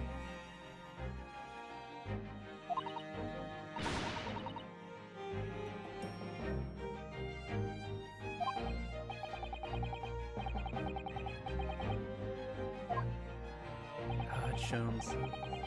At the present time, I've managed to draw 2 incontrovertible conclusions. The first, there was a physical struggle here last night in which the victim fought for his life. Oh! Ah! I wonder if there is a Digimon mod. Mr. Natsume, what's wrong? Is something that Mr. Sholmes said significant somehow? No, don't mind me. Forget I was here.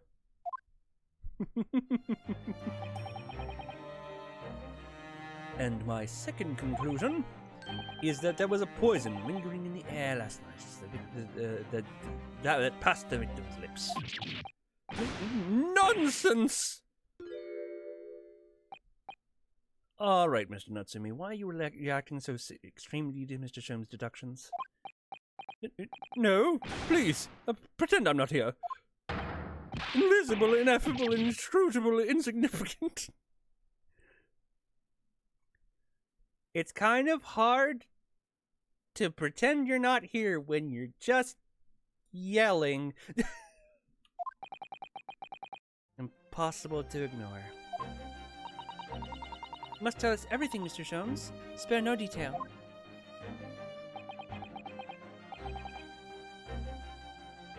But of course. Of course. Let the theatrical tragedy before us be unraveled by my great deductions, presented for your pleasure in 2 acts. Man does get new force poses and pretend I'm not here. Since you mentioned JoJo, I'm just reminded of like the skits that people do where it's like the stand user could be anyone in this room, and it's like it like pans across like regular people, and then there's the one dude doing a random pose in like really fucking stupid ass clothing. It could be anyone in this room.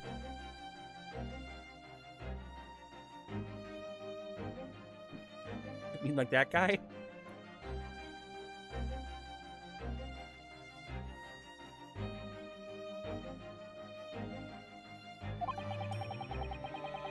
We've heard some truly astounding great deductions from Mr. Sholmes in the past. No doubt there will be no exception. What miracles will unfold before our eyes this time. So, my dear fellows, for your delight and wonder, let the curtain rise. For Sherlock Sholmes's Logic and Reasoning Spectacular, Act 1. The Great Deduction. The game is afoot. No, the game is a game. Cause of death.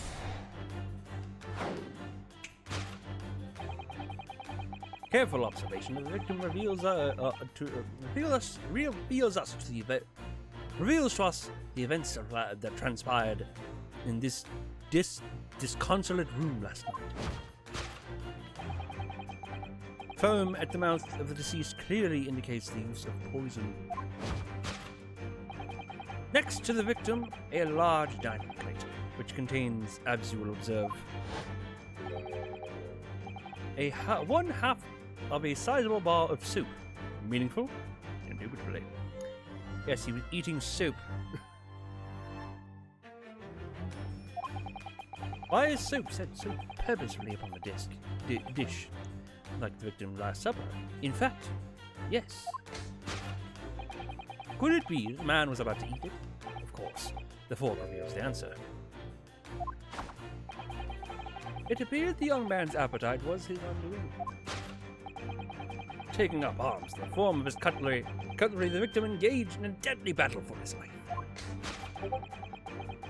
Yet the struggle against his hunger was in vain, for in the end he couldn't resist devouring the slippery feast.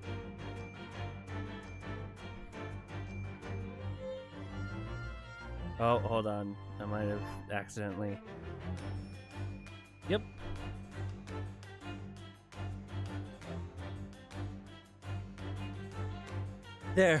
Their mother killed them. I heard British saying it was your mouth, wash your mouth out with soap, and I cracked the case.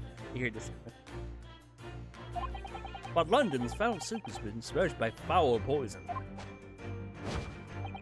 Yes, the victim's life was claimed by poison that tainted the contents of the plate.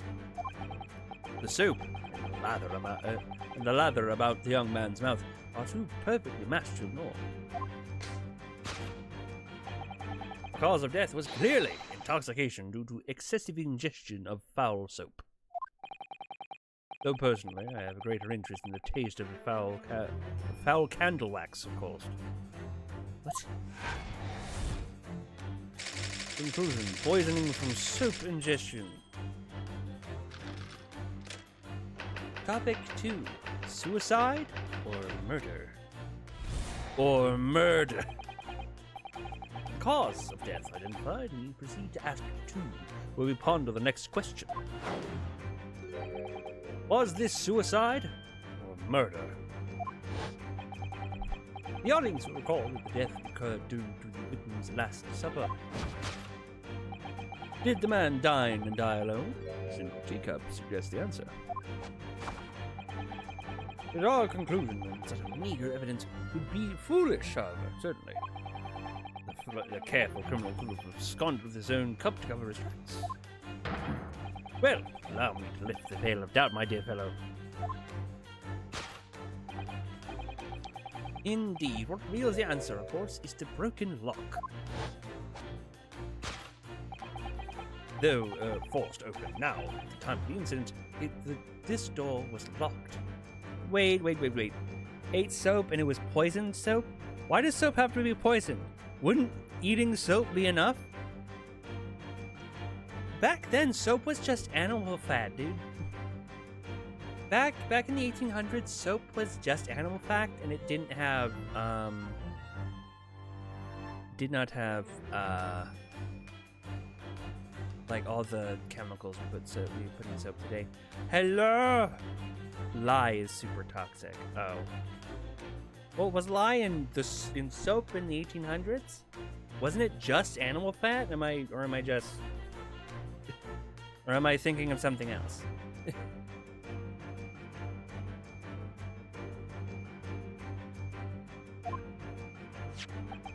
And the soul key was in the victim's pocket. In other words, when the victim consumed the poison, he must have been alone. Alone with this inferior soap, from whence wafted an inferior scent.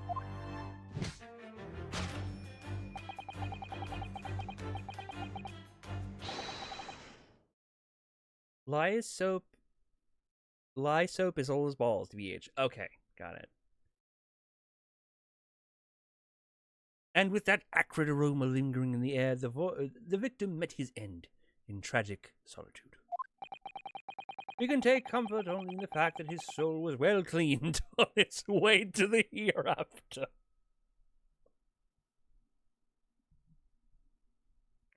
We can only take solace in the fact that his soul was clean as he ate soap before he left this world.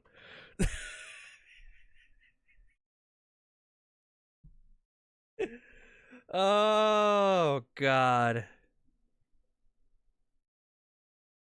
When people say keep it squeaky clean.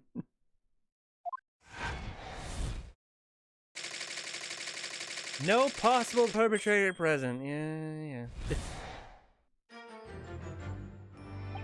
That concludes the final act of Sherlock Holmes' Great Deduction.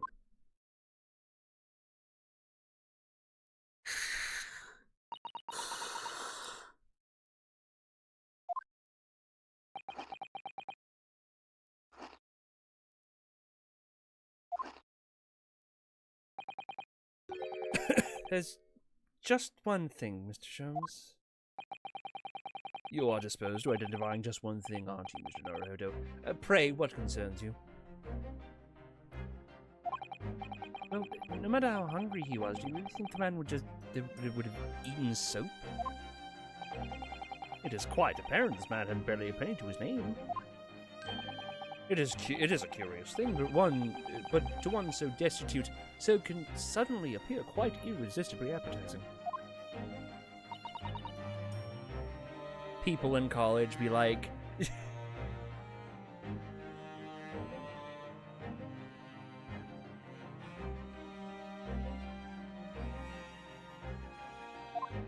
how extraordinary.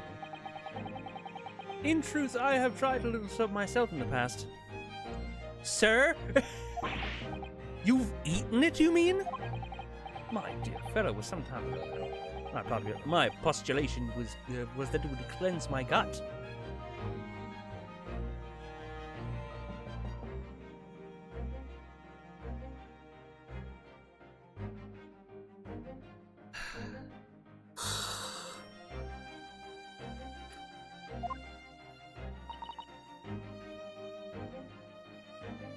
And did it? As I writhed in agony on the floor and spit the contents of my stomach, yes, I believe it did. Dude using soap in an enema?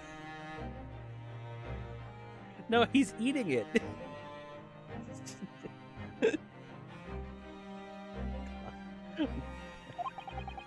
The experience taught me a valuable lesson. Soap is quite poisonous.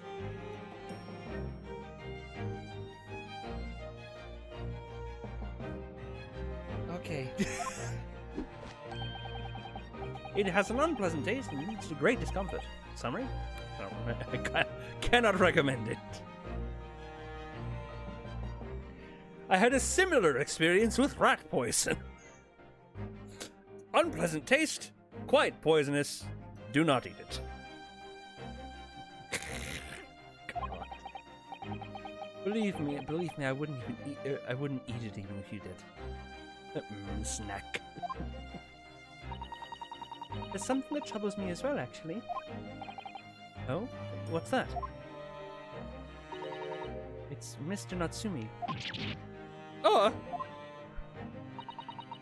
Couldn't help noticing him shuddering, quivering out of the corner of my eye. Also, almost as Mr. Sholmes' deductions touched a nerve somehow. Nonsense.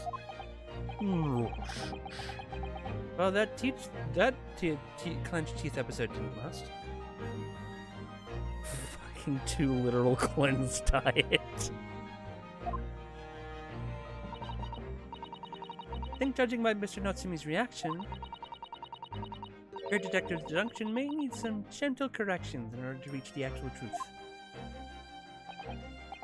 Yes, Mr. Sholmes' observation and deductions sometimes a little too sharp. Let's hope say goodbye to the low-fat diet. There's a tendency to hit the nail on the side of the head and drive it in an obtuse angle.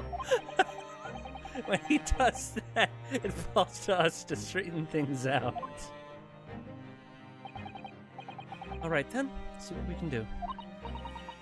Yes, we must pick out the key words in Mr. Sholmes' quite brilliant deductions, and discreetly exchange them for something that makes a little more sense. Sholmes eating soap, 2 out of 10 to do not recommend. If we can do that, I'm sure we'll arrive at what Mr. Sholmes was meant to say in the first place. In that case, are you ready for the second performance of the day? Once again, my dear fellows, for your continued delight and wonder, let the curtain rise for Mr. Herlock Sholmes' Logic and Reasoning Spectacular, Act 1.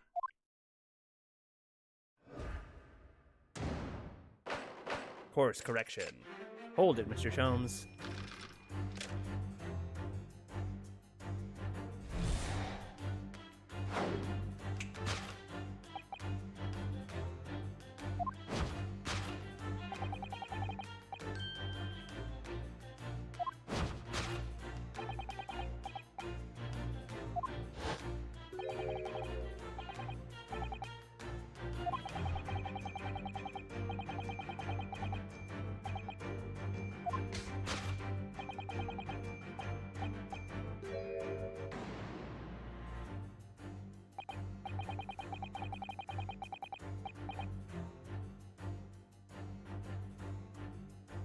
That's half damn how big is it?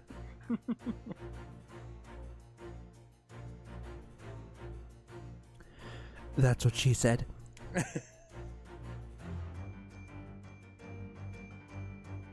Well, you can't deny the fork implies the man was eating something, or about to eat something.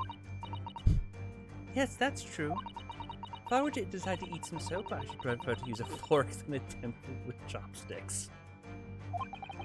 And of course, only half of the bar of soap is left on the plate. But there might be might there not be some other explanation? Something material that proves whether or not the man really ate some soap?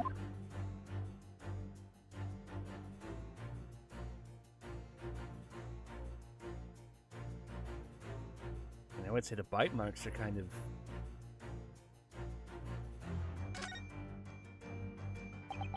Do you think he was drinking tea with his soap? Ah, yes. The traditional British meal. Soap and tea. Cup's empty, so there's no way of knowing. Ah, how about this for an idea? Perhaps the cup was full of water, and he was dissolving the soap in it so he could gulp down as much as possible. Ryunosuke! Right up there with shit and sugar. Is that a British joke?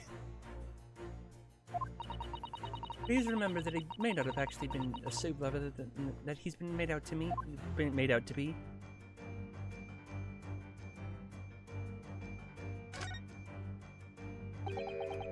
Suppose you'd eat soap with a fork, wouldn't you? I don't think it's a question of what implement you use. You shouldn't eat soap, full stop. Soap is... As Brennan Lee Mulligan once said, soap is not food.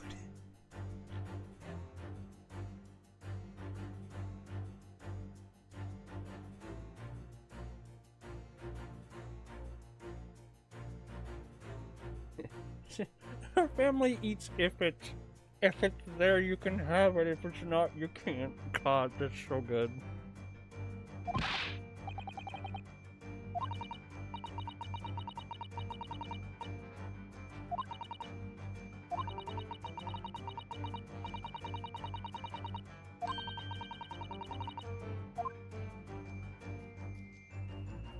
What if he used an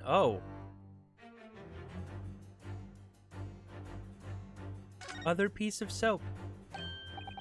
Look, there's more soap on the floor here. Mr. Shamspeare must have loved the stuff.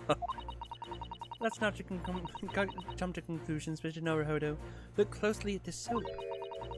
You said it would fit together perfectly with the half bar on the table? What the?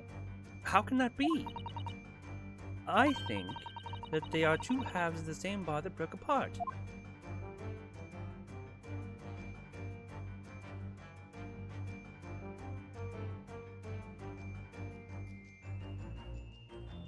Oh, I can present. Take that! Naruhodo's not Naruhodo, Sakiseki's on face. Could it be that the man was about to eat it? Of course. The other piece of soap reveals the answer. It's being the other half of the soap on the table. In short, the victim was not eating soap at all. But it's obvious, really, for no depths of hunger could drive any man to attempt to eat soap. Even I, with my unquenchable thirst for practical knowledge, took only a single bite. Practical knowledge. I ate soap for science!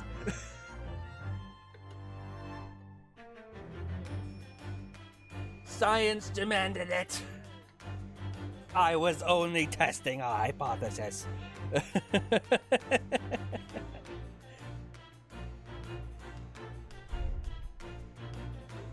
But that begs the question of how the man was poisoned, because there's no sign of any food on the table.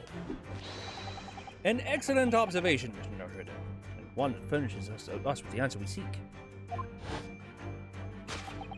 For London's foul soap is possessed by foul poison. Yes, the victim's life was claimed by poison that tainted the contents of the plate. Still pushing the soap argument, man. Perhaps he's suggesting the man licked the soap rather than ate it? If soap in London is that poisonous, I don't think I want to be washing my hands with it. There are no signs of any other food in this room at all. Of course, food isn't the only thing that passes people's lips, is it?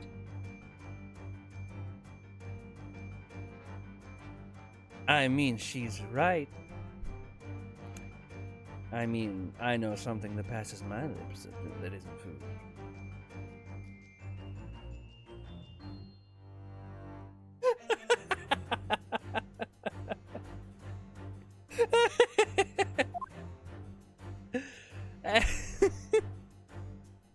Take that!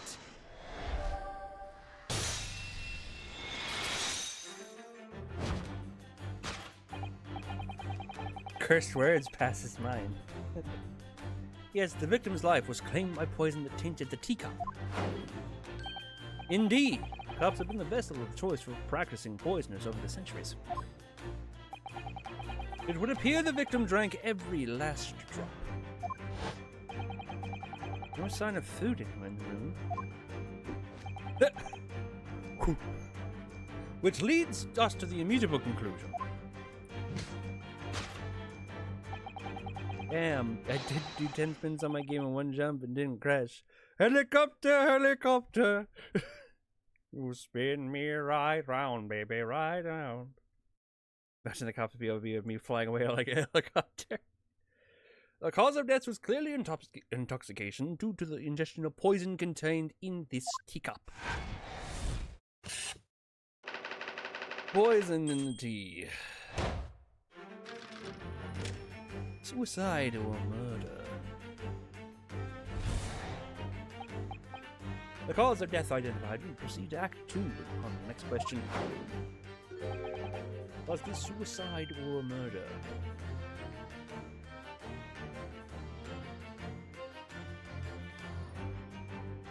Driving a Sonic car with a Chow Chow? You mean a Chow? Not good, very good at Sonic stuff. As you recall, death occurred during the victim's last supper. The Grand Eye alone, the single teacup suggests the answer. The Western vessel for infused hot drinks again. It's already featured heavily in our deduction so far. Yes, we can imagine that shortly before his death, Mr. Shamspeare was having a drink of tea. Having a drink of tea.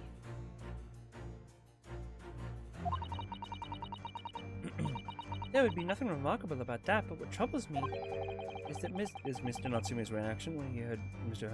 Sholmes suggested. More to this deduction than it seems. Let us closely examine the scene of crime again for some more clues. This bar of soap. That's a scarf. What is this?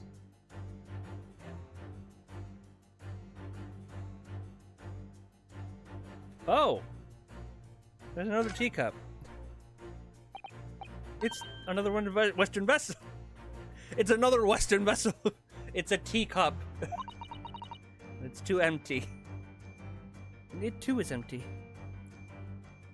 I made a blue shell from Mario Kart my Legos. It looks sick. I did see that. It did look really sick. Given he's actually holding this one in his hand, you can assume that it's a cup from which Mr. Shamspeare was actually drinking. If that's the case, this changes everything. Everything we've deduced up until now is turned on its head. I have a bad feeling about this. I almost don't know how to say it. Yes, I know exactly how you feel. Take that!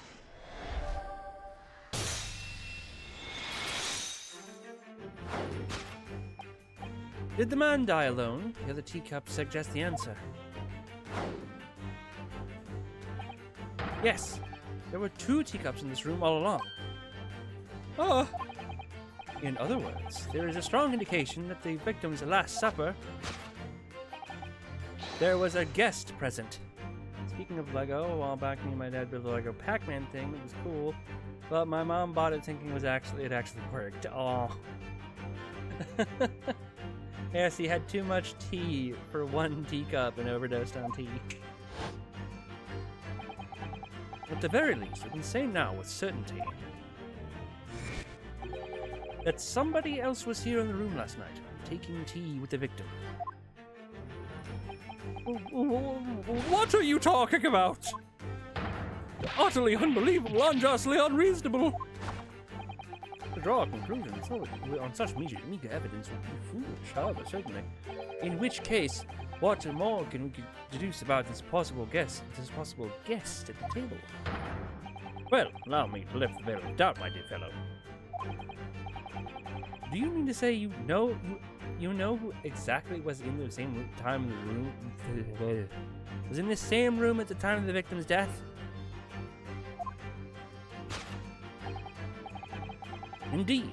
Reveals the answer, of course. It's the broken lock. I'm not sure I like where this deduction is going now. I'm afraid it's too late to go back on the to go back to the halcyon days of eating too much soap.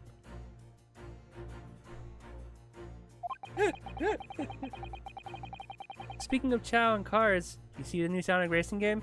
Yes, Snake did actually mention it.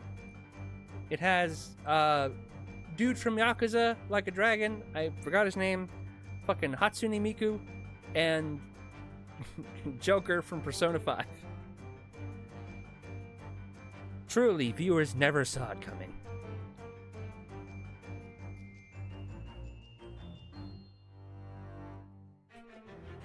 Hold on, give me a second. Apparently SpongeBob leaked? There's no way, right? There's no way. There's absolutely no way.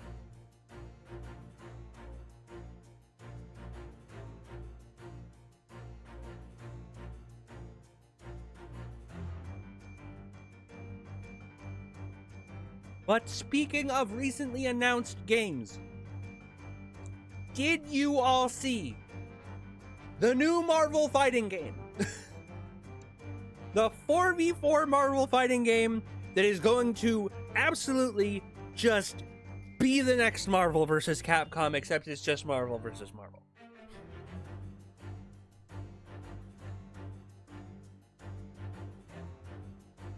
Sonic does well enough, the next Mario Kart might need to be Smash Kart. But Marvel Tokon looks good. Looks very good.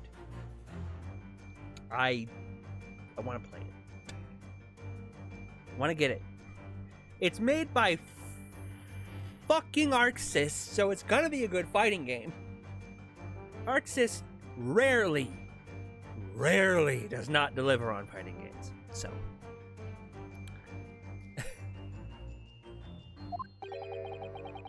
Something I have a very bad feeling about. You can try to ignore your feelings, but we cannot ignore the truth, Mr. Naruhodo. Oh yeah, saw the Marvel game. Looks cool but also crazy. I can barely handle seeing 2v2. Yeah, 4v4 is crazy. They looked at Marvel, and they also looked at Dragon Ball FighterZ and went, no, we can add one more. we can add one more. We can handle that shit.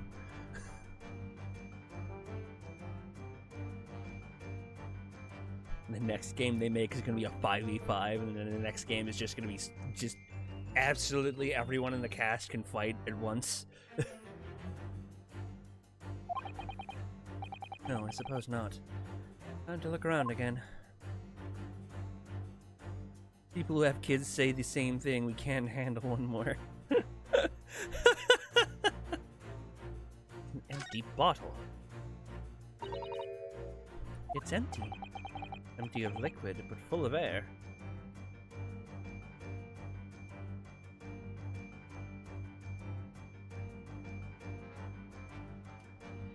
Yes! That makes you think, doesn't it? Crazy thing is, one guy I saw react apparently made a video. I was like, wonder when a fighting game will do 4v4, like a week before. Was it Maximilian? Was it Maximilian, dude? Because I think I heard something along those lines. Maximilian is a fucking psychic when it comes to fighting games, I think. It makes me think that you're full of hot air. We should be thinking about who else is in the room at the time. Father, Chisato's quip in response was cleverer than my original riddle. Damn. Damn.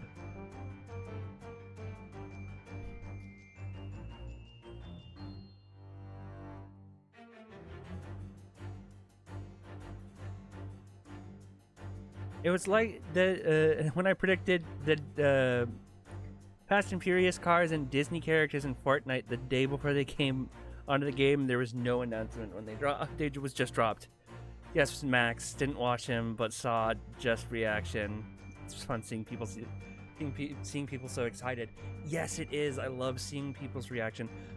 One of my favorite things to see as a reaction was when Banjo was announced for Smash, dude, people lost their minds. I did too. I was like, my boy, he's back. After years of not seeing him, he's back to beat the shit out of Mario.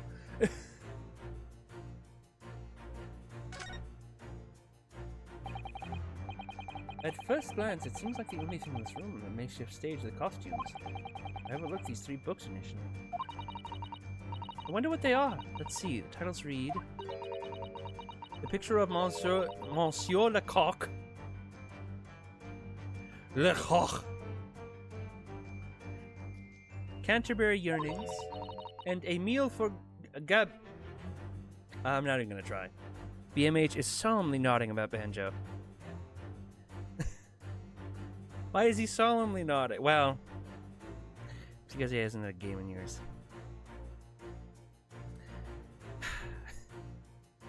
Because Rare won't do anything with him. Or Microsoft won't do anything with him, rather. Microsoft is like, we have this popular character. We have the rights to him. What do we do with him? Shove him in the corner with the rest. They have a couple of properties that they can use that they just haven't used in a while. I don't think they will, but I would love to see what a Blinks the Cat 3 would be. I need to play Blinks 1 and 2. I should buy those. Next purchase. Unless they're unbelievably expensive, which they could be. In fact, let's see.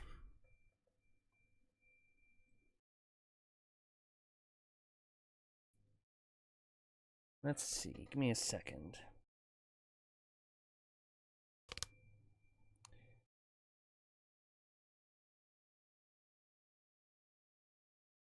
Okay. What was I looking for? It was price charting. Price charting. Price charting is basically the tool you go for any sort of pricing on games, cards, and comics. And I use it a lot just to see like if there's anything that's like really, really expensive that I want. Blinks. Oh, Blinks Time Sweeper. It's Blinks Time Sweeper, not Blinks the Cat. Blinks the Time Sweeper, Xbox. Oh wow, it's not that bad. Shit, case and box is fucking $13.68. That's not bad at all. Shit, I might actually grab that. I actually grabbed that for my next purchase. One of those things where, you know, I never had the game, but I had a friend who had the second one that he lent to me. Many, many moons ago. Wait, I'm sure I've heard those titles before. It could just be an incredible coincidence, but they're the exact same 3 books that Mr. Natsume purchased the other day. Got it. What? Yes, on the day of the unfortunate incident when Miss Green was stabbed, Soseki-san had just been into a bookshop and bought them. That's right. And now these 3 titles are in the room of the victim. Yeah, yet Mr. Natsume claims to have never been here before. What does this mean, you think? I really don't know what to make of it. Pile of familiar books. Take that!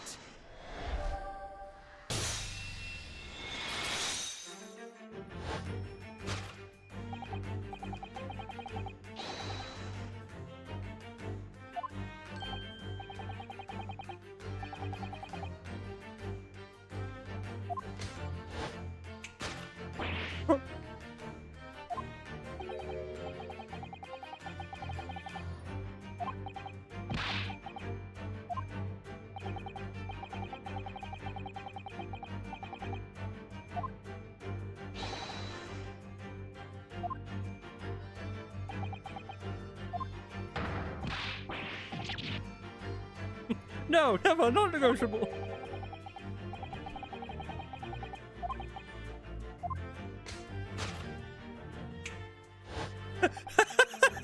Why is that his pose? Why is his pose? Why is that his pose? What?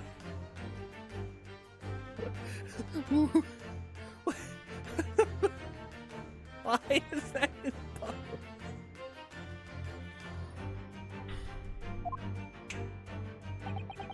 So you could conceivably brought the books here on that evening, but you never mentioned that. In other words, you could have only brought these three books here to the victim's room.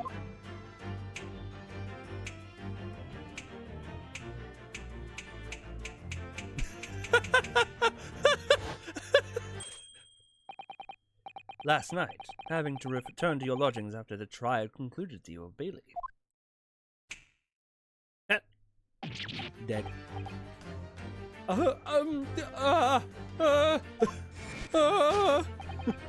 In short, there is only one possible conclusion. The victim died in this room last night as a result of poisoning. And that same night, the victim had a visitor. And that visitor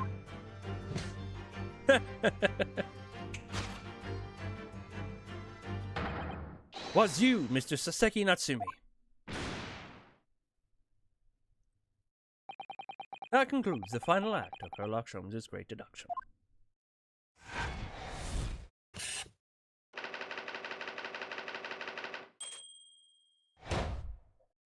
Oh. Deduction complete. Elementary. Elementary, my dear Watson.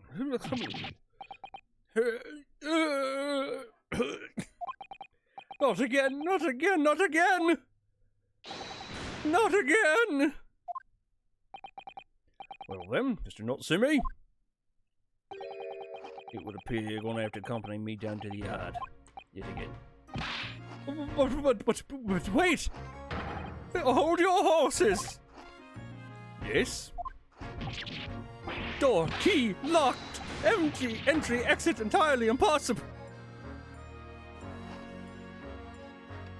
And with that, we'll go ahead and take another break. We'll go ahead and take another break. Take our usual 10 minutes. So I suggest you guys go get a snack, go get a drink, go to the bathroom, stretch your legs, feed your animals if you have anything to be fed, and also let them out. And as always, we'll have our good friend Sora running the stream. So I'll see you guys in 10 minutes.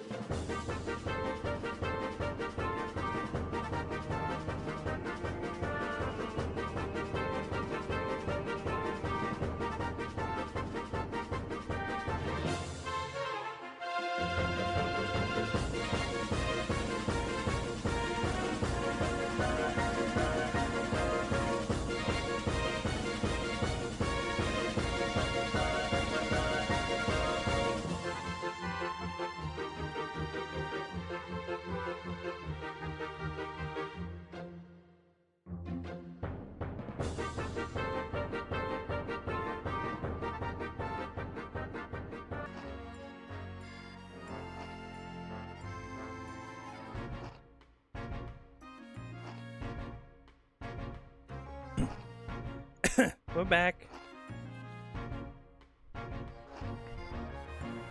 I was talking. I went into the living room,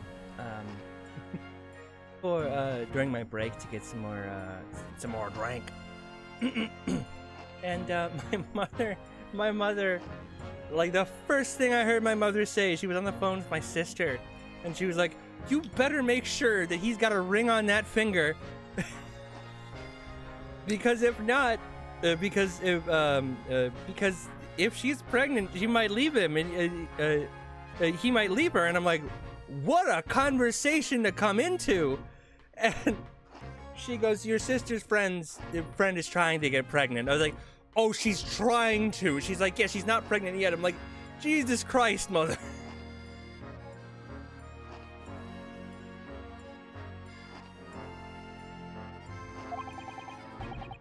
He's so flustered. He's been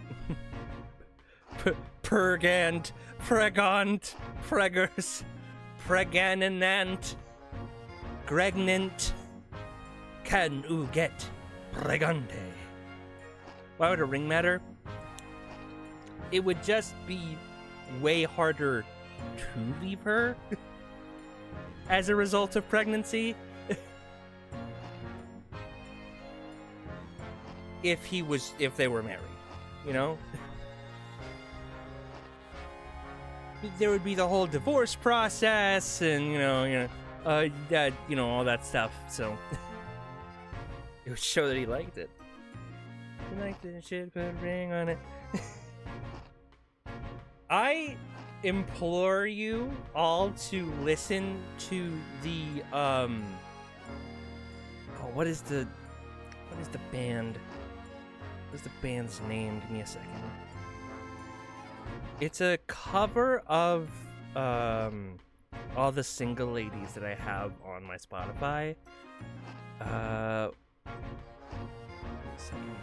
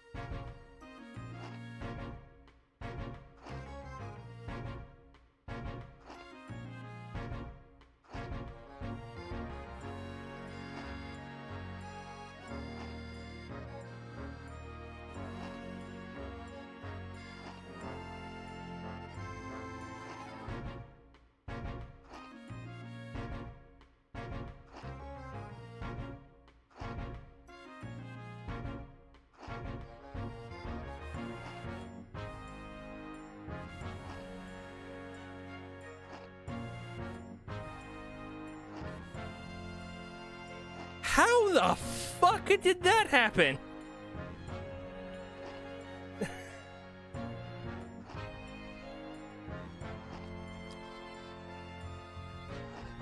So what part did I cut out on?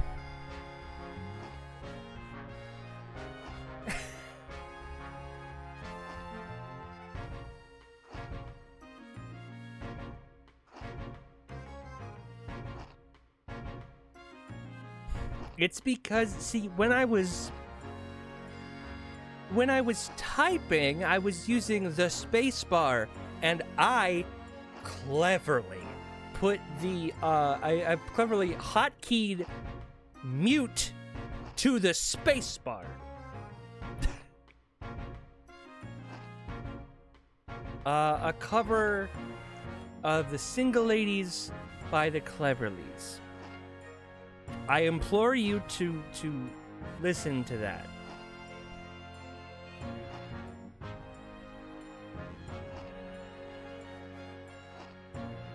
I was using the spacebar, and I have just so smartly hotkeyed spacebar to mute. So if I do this, but if I do this, y'all can hear me. Anyway.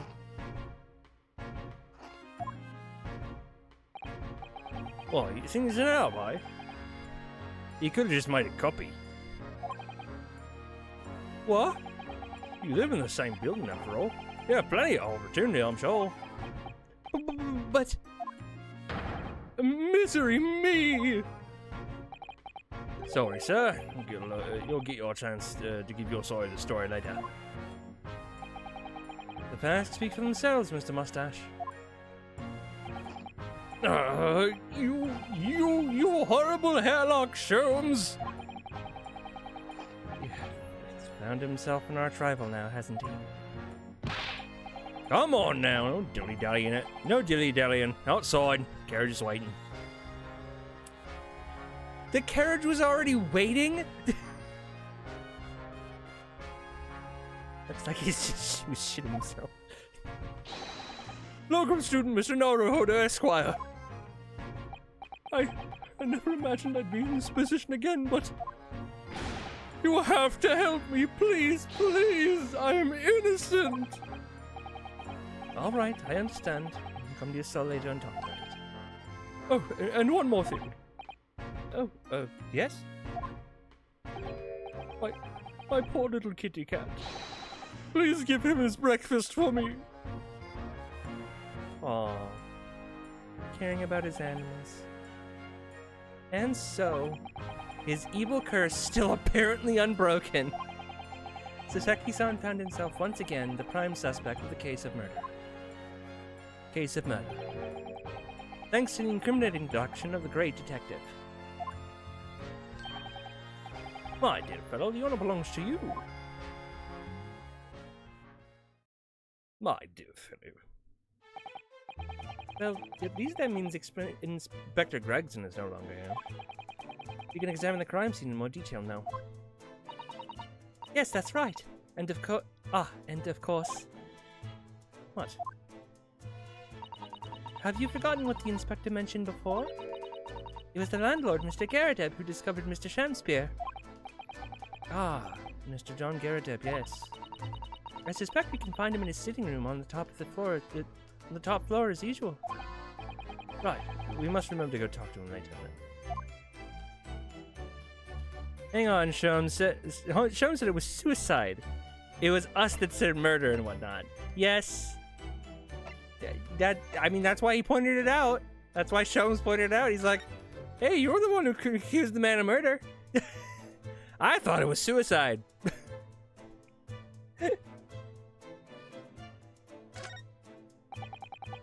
Look at these extravagant, bright costumes.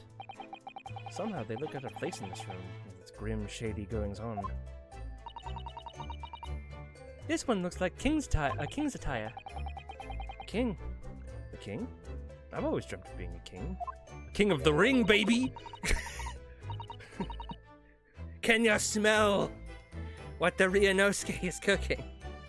Oh, I think you'd be more suitable to a feudal lord, a daimyo, or a daimyo or such like. With a chonmage topknot? The chonmage topknot? Every Japanese man wishes he had a chonmage. Oh, you look wonderful with one, and you already have the sword. Can you imagine what would happen if I walked around the streets of London with a chonmage and a sword? I mean, do you walk around the streets of London with your sword?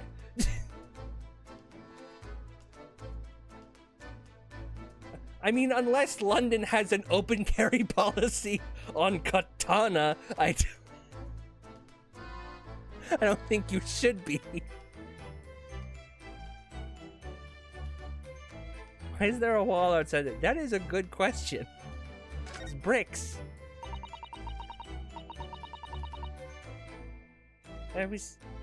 As we've seen from the outside, the window is completely bricked up. Oh. As a vestige of the former window tax that Britons had to pay. Oh. What the fuck? Window tax.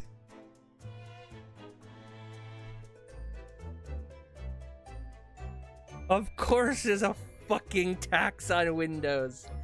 First air, now windows? Caddy fans, the world is bricks. The world was bricks, it's not bricks anymore. He also married the bricks at some point.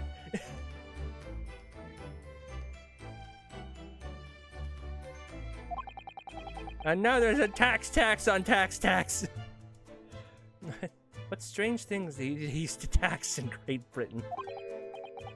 I mean, making people pay for the number of windows they had on the property, it's extraordinary. It's heartbreaking to think of these of the poor having to block up their windows just to avoid an unaffordable tax. It's very taxing. Also, right, okay, I said this earlier in the month, Happy Pride Month and Men's Mental Health Month and Mental Health Awareness Month. I didn't know that it was also Men's Mental Health Awareness Month. You're a therapist, guys. You also have a bedroom tax. Snake, tell me you're lying. Say psych right now. There's no way that in the property tax is calculated how many fucking bedrooms is in there. Please say psych right fucking now. Please say psych.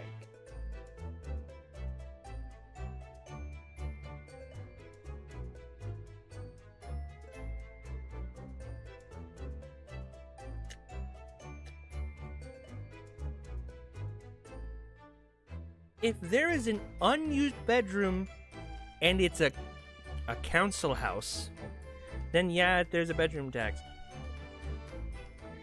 Council house? What the hell is a council house?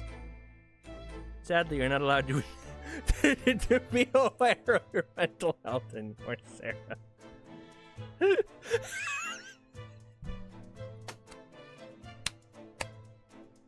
God. There's Women's Mental Health Awareness Month. I'm sure there's a Women's Mental Health Awareness Month. I'm sure of it.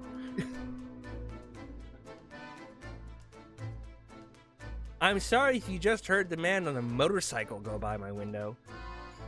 Clearly, he has something he's compensating for. What is it, Mr. Zato?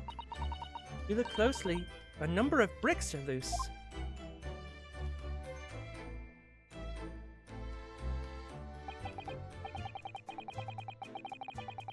Why is there more soap?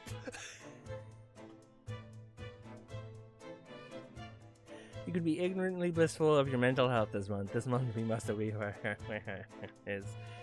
Council is a house owned by housing company and people who can't afford houses live there. Oh.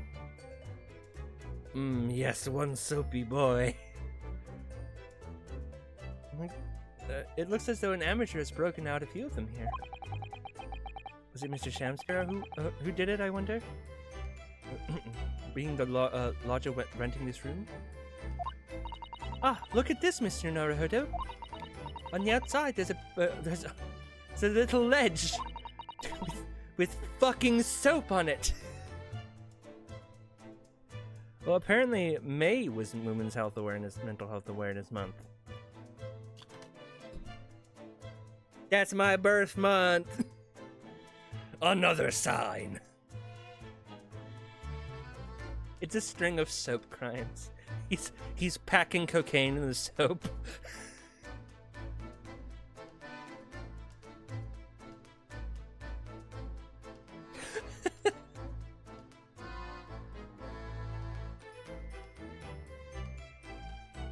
My sister's month and nephew's nieces. Nice. Did they make a clean getaway out the window? God.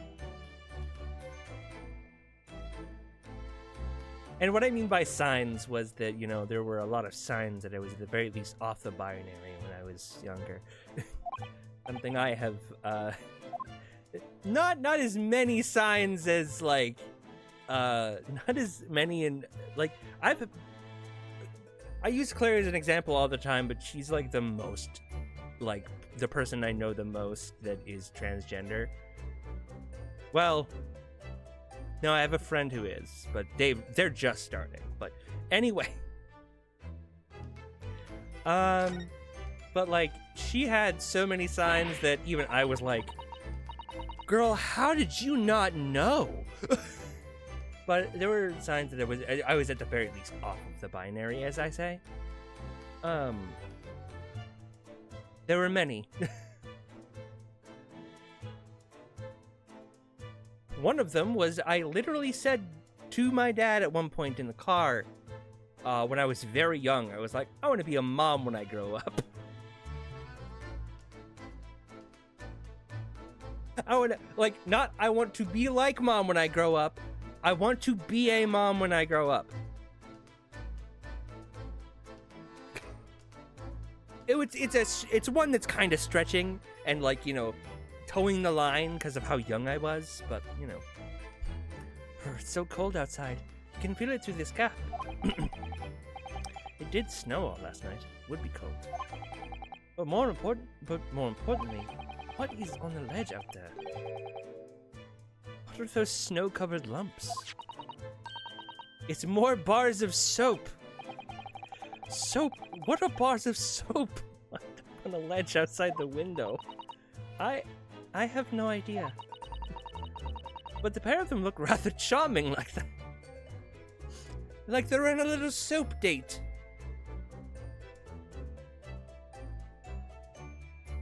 They're just looking out on the London streets. Ah, how calming. I love you, Podge, my babe. I love you too, Batata. You are you're a great person. A soap opera, if you will. Fuck. Snake. Damn it, Snake, I was gonna make that joke.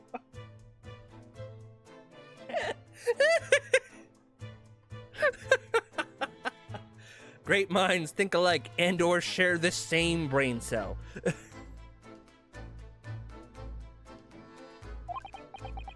Still, that's very strange, isn't it? Bars of soap lined up outside the window. You give me tips about my receding hairline. I wouldn't know. This is where my hairline is, my guy. I wouldn't say it's receding, but if I put my hair back like this, it's certainly a big forehead.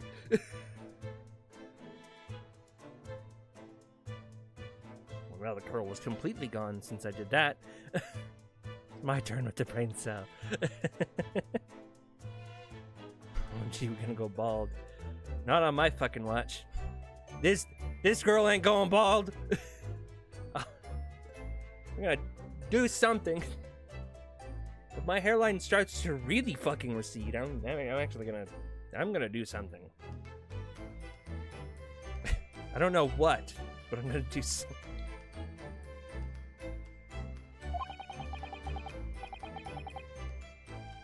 I think perhaps we should take one. There are two after all. Oh dear, I suppose we could. Oh, what's this? Look here at the soap. Ah!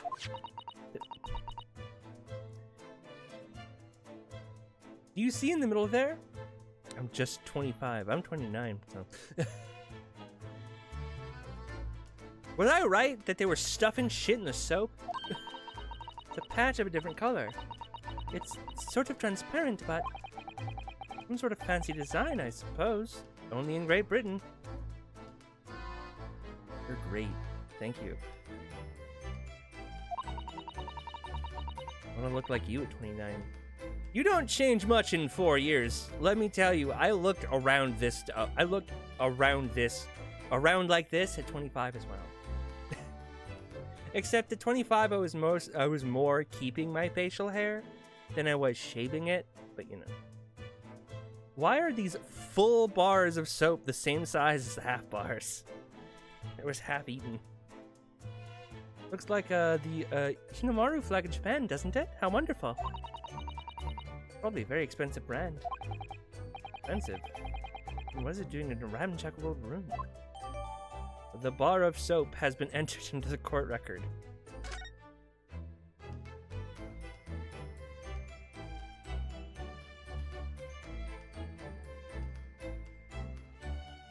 To pluck my beard back in the day, but now I've accepted the beard.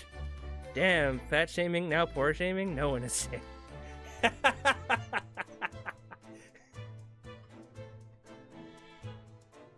Yeah, I don't want the facial hair anymore.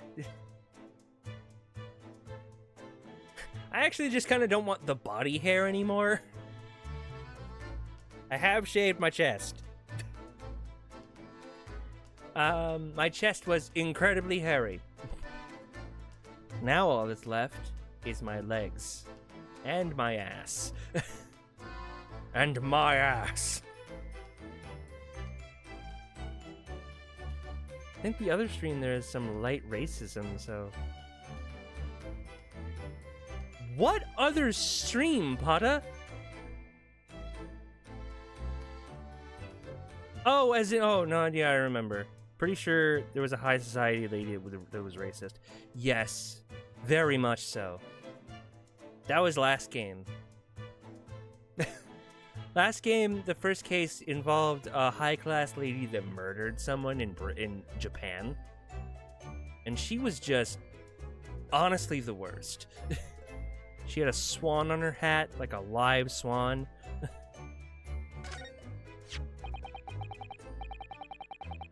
And here we have another disproportionately large machine.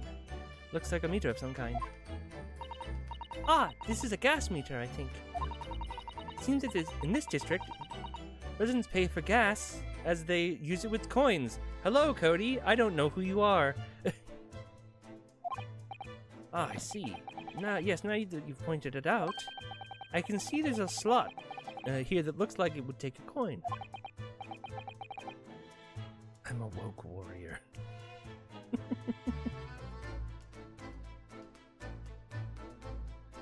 I do shave. And it's she, by the way. She shaves. As you can see right here.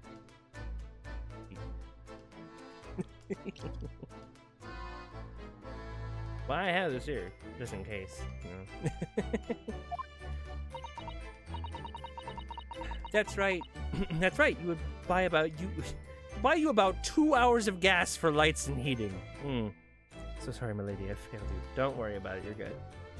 It's an adjustment period for everyone. Even after the adjustment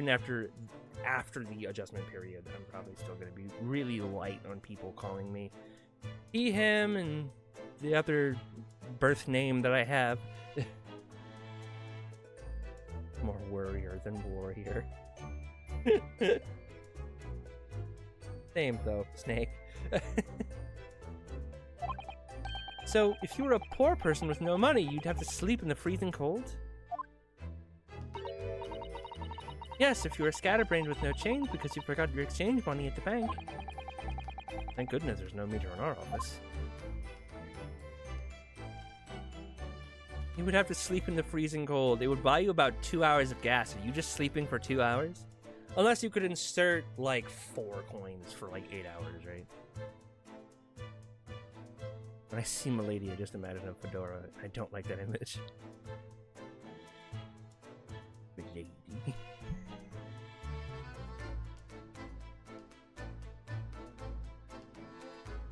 One time I got into debt and my bank said if I tried not being poor. Not in those exact words, it's the same thing. Have you tried not being poor? Have you tried not going to get into debt? Have you tried not overcharging me? But we're the bank, that's our job. We have to overcharge you. Oh, Jesus. Oh, God. Oh, my eye itches.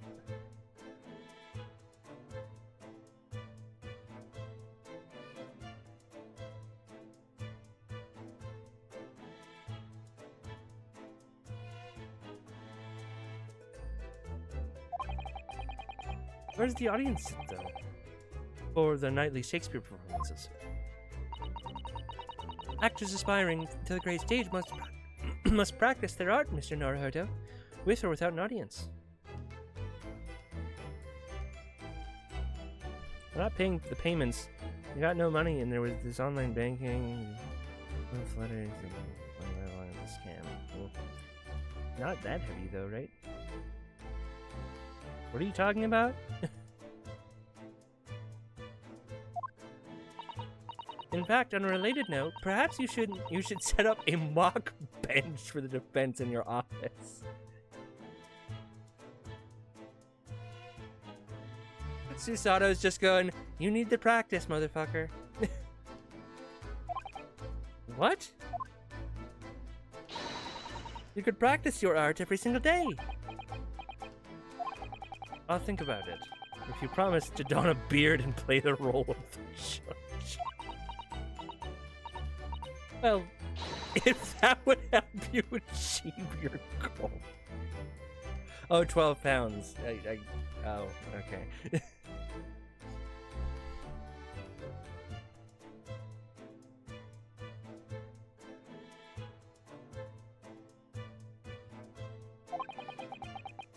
This I have to see.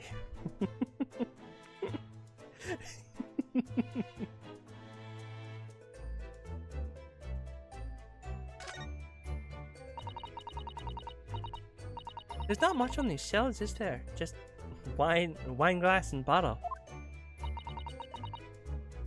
And both of them are cracked. Yes, not much use, are they?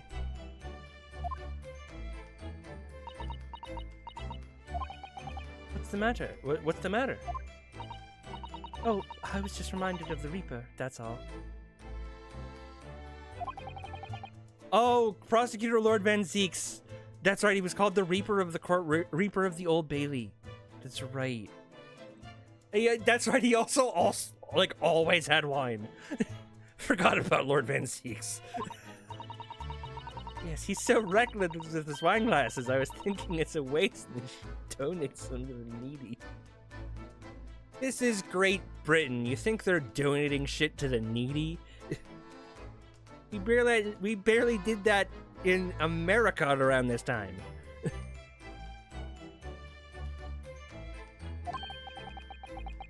You can suggest it next time we meet.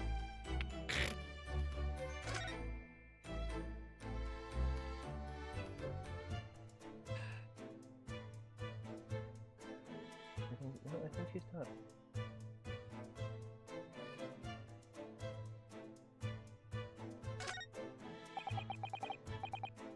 This is a gas light, isn't it? It must be connected to the gas pipe in the wall. Gas lights, a gas stove. London really is a city of gas. London really is a city of gas. But now that I think about it, Mr. and Mrs. Garrett had an open fire on the top floor, didn't they? Oh, yes, you're right. I don't recall seeing a gas stove up there. I much prefer a real fire anyway. It's so much cozier.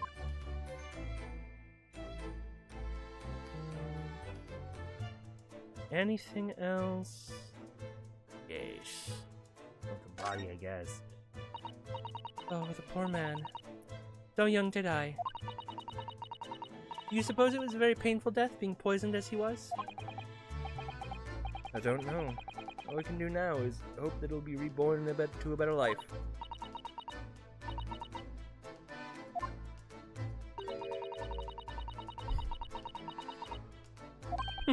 Sorry? I made sure I had a reference at the ready for just such an occasion as this, actually. This book is entitled The Beginner's Guide to Praying for the Departed the British Way.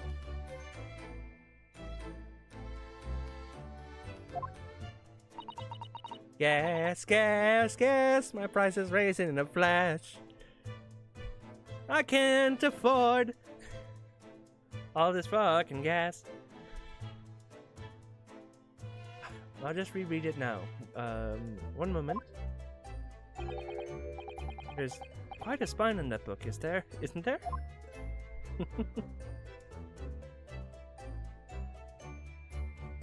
We'll pour one out for the boys. Oops, wrong button. Is there anything else I missed? No, it doesn't look like I have.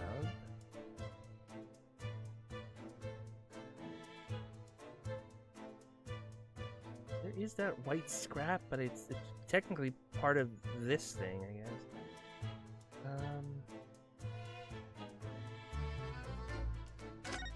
I think that's all.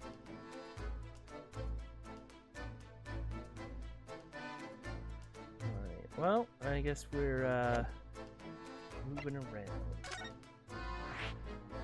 New locations been added. Friar Road, the Gyarados room, and prison. But let's go to the Gyarados room. Because we were kind of directed there. 21st February, the Gyarados room. Here we are again, the eccentric landlord's eccentric top floor abode. We're here because Mr. Gyarados the one who discovered the incident this morning, don't forget. Ah, yes, yes. Ah, you chaps, eh? Yes, good morning, sir. Thank you for your cooperation in court yesterday. It was quite a trial. Much for Mr. Gyarados, anyone really. His head and hair looks like a moon. Made that comparison when we played the first game. Yep, he's got the moon head. Came straight back here after all that business from the Bailey yesterday. I didn't expect to wake up to more Barry nonsense this morning.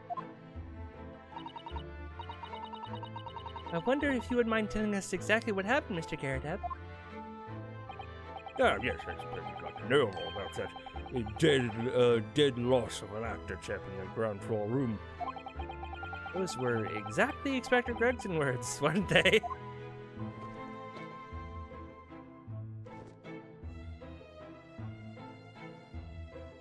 Really, you don't have to stand, sir. We could just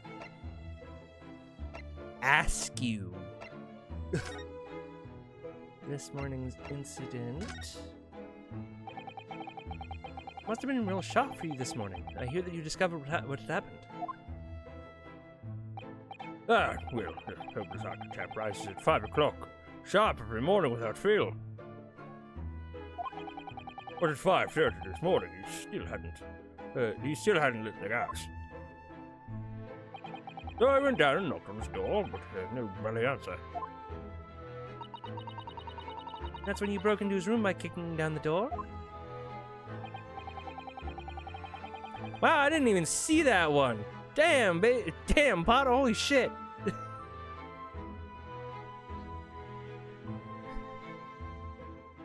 Potter was just blam. You know? Well, I called in the rum-looking Japanese chap, the grunt work, of course. Oh, wasn't it a little premature to kick the door down? The man could have just overslept by half an hour. That's very true, Mr. Naruhodo. It's 30 minutes oversleeping warranted such behavior. I'd have to kick your door down every morning. Well, better be safe and sorry and all that. Is it just me, or is he avoiding the gaze? Is he avoiding the gaze?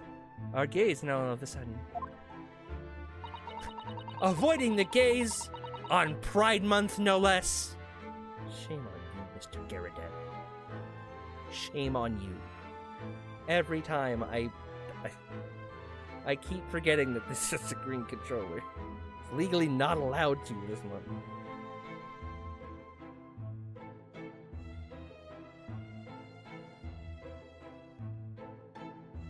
I love this dumb green controller. It's so funny.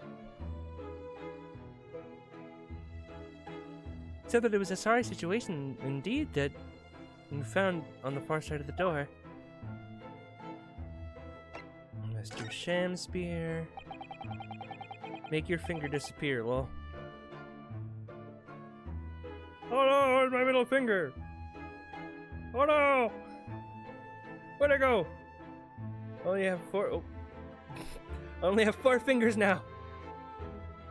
Oh no! Where'd my pointer finger go? Where'd my index finger go? Now I only have 3. The victim's name is Mr. Shamspear, I believe. Is that right? Looks like a teenage turtle now. Yes, Mr. William Shamspear. Took the ground floor room 3 months ago now. And how would you describe him? In a word, destitute. Destitute? Well, I mean, let's face it, the only redeeming feature of that room is the cheap rent. Anyone wanting to live in a place like that is either broke or out as a bally screw loose. So hard to choose which category Saseki-san would fall under. Mr. Naruhodo, that's a little rude. He was doing research as well. Research? Into what? Shakespeare, of course. Shakespeare. Read a few plays of the old bard myself. Romeo and Hamlet and all that. Romeo and Hamlet would have been a great fucking play. Romeo versus Hamlet. Who will win? Yes, William Shakespeare is England's most highly regarded classical playwright and author. He's known as Sao in Japanese, you know, and many of his works have already been translated.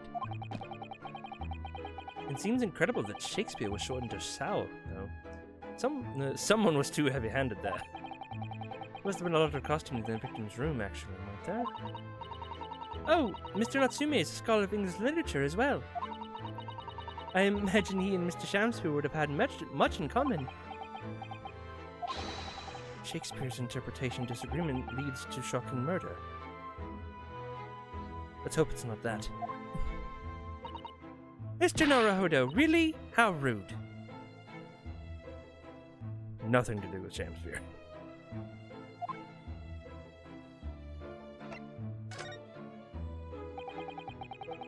After Mr. Natsume's trial yesterday, you came straight back here, I believe, didn't you? Did you notice anything strange between then and this morning? Well, must have been about 6 in the evening by the time I got home. Snow was coming down rather heavily, I remember. It was completely dark already. That failed actor chap was out at the time. Mr. Garrett had noticed there was no light in this room or something, I suppose. Couldn't summon the energy for anything much, so I just sat certain from the fire up here. It was 8 before Shamspeare got back. The chap was up until past 1 in the morning, however, you know. Suppose he must in sometime after that. I was asleep by then, so I'm rather in the dark there. Oh, thank you. That was very illuminating. Ha! Illuminating. He's in the dark. Is everything alright, Mr. Sato? Well, I was just thinking it's a little strange, that's all. Mr. Garrett, you were up here in your room all evening, as I've understood correctly? I'm not a big fan of stairs, not with this blasted leg. Then, how is it you seem to know precise movements of your tenant on the ground floor, I mean? It's a very good point. I can't imagine that you could hear the noises on the ground floor all the way up here.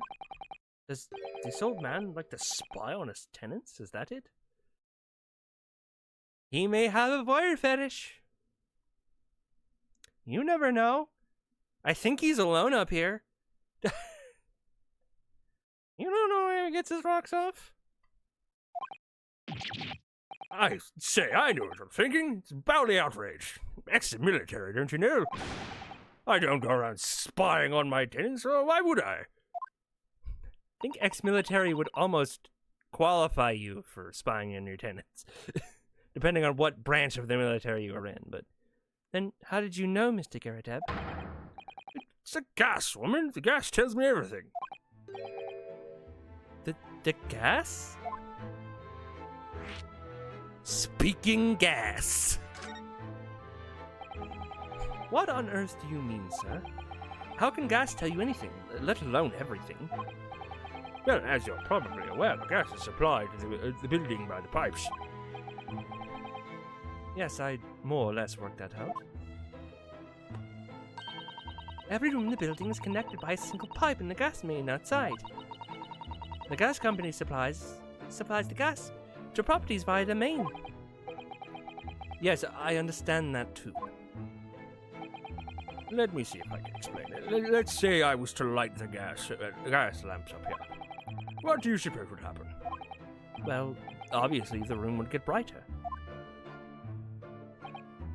Exactly, but at the same time, the lights in all the other rooms of the house would dim for a moment. What? They dim? Why? Perhaps it's because when you light a gas lamp, it briefly uses more gas than usual. And that reduces the amount of gas in the pipe for the other lamps that are connected to it. That might explain why the other lamps dim momentarily, mightn't it? Yes, of course, because everything's connected to a single pipe. Is that supposed to happen, though? It sounds rather undesirable. Jolly good point. Fact is, the gas company's pipes in these parts are pretty hopeless, long worn out. And barely got any gas in them to start with. The opposite's also true, of course. Extinguish the lamps upstairs, up here, and they glow brighter in the rest of the house. Ah, right, I see. So, by watching the flickering of the lamps in one room, you can determine what's happening elsewhere. You've got it. You've got it. Oh, of course, because when people come back home in the evening, before they go to sleep at night, what they're guaranteed to do is either light or put out the lamps, their lamps and fires. Clever. In point of fact, the room on the ground floor and the one above would use slightly different amounts of gas. By watching the lights in here closely, I can work out almost exactly what's going on in the whole house. Gosh, that's fascinating, Mr. Garrett. Absolutely fascinating. Yeah, nothing to it, really. Alright. And I can't really see that it's going to help us with the case either. I'd like to know why Mr. Garrett is so interested in what his tenants are up to in the first place. Because he's the landlord? This is his property? I mean, spying on your tenants is not good.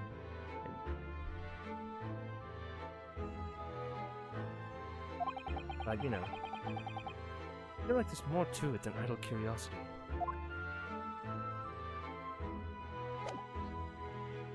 Yes?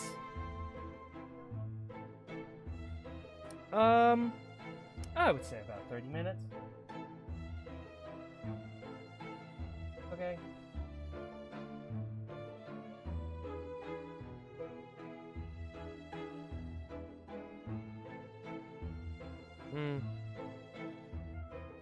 Hello, puppies. Hi. Yeah, I'm still here. I haven't left. I promise I haven't left, baby.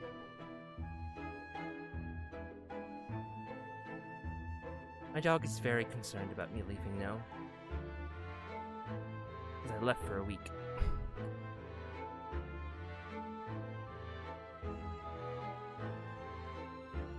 Yeah, I have the green screen up.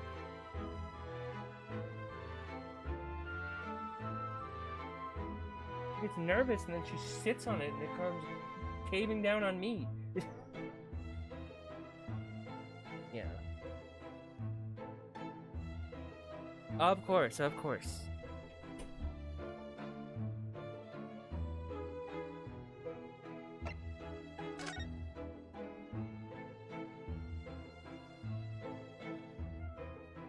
Jesus, those are fucking huge shells. Ah yes, those enormous mortar shells. It's quite something seeing them up close, isn't it? Didn't you say something about firing them into the barracks, Mr. Garrett? Ah, you remembered! Just a little mishap that occurred during training one day. What are you doing firing on your own men? The captain bellowed at me. Not surprised. Not surprised. A little mishap doesn't really do it justice, does it? Well, one has these little incidents when one's a hot-headed young private. Perhaps I should put some evidence that resulted from one of my little mishaps on display. Oh, does the great lawyer, like the great detective, want to exhibit some trophies of his finest moments? God. Actually, I think what I need to do is I need to present him. Present to him some things. Such as... this bar of soap. Mr. Garrett, could I show you this? Been quite a couple of days, as you can imagine. I'm afraid I'm rather tired. I haven't got the energy, the old eyeballs, to be honest with you. Some other time, then. Maybe I don't show him things? Yeah, I'm supposed to examine things. Well, I mean, it could be that I just have to go to the jail now. 'Cause, I mean, there's not much in terms of stuff here that would really help with the investigation. Unless I can... Hold on. Is there anything? No, just the broken glasses from the last case. I'm surprised I remembered those broken glasses were from the last case that we had with him. I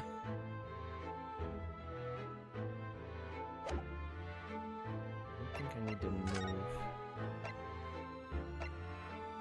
Well, the prison.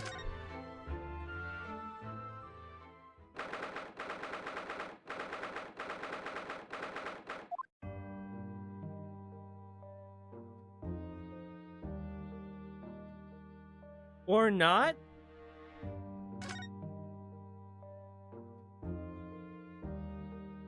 Cool. What about Briar Road? Nope. Okay, there's something in Garrett Ebb's room that I need to examine.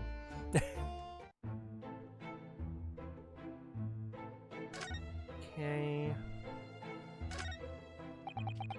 There's a single apron drying on an enormous cannon-shaped clothes horse. Look. That's not a cannon-shaped clothes horse. No, Mr. Narhurda, that's a real cannon. Oh, I knew that. I was just testing you. There's a mystery, that is. Plenty of action on the battlefield, I can tell you. Not the old girl and I are just enjoying the peace and quiet of our retirement together. And of course, she'd come in handy if the enemy did decide to launch an attack again. Is there a war going on that I don't know about?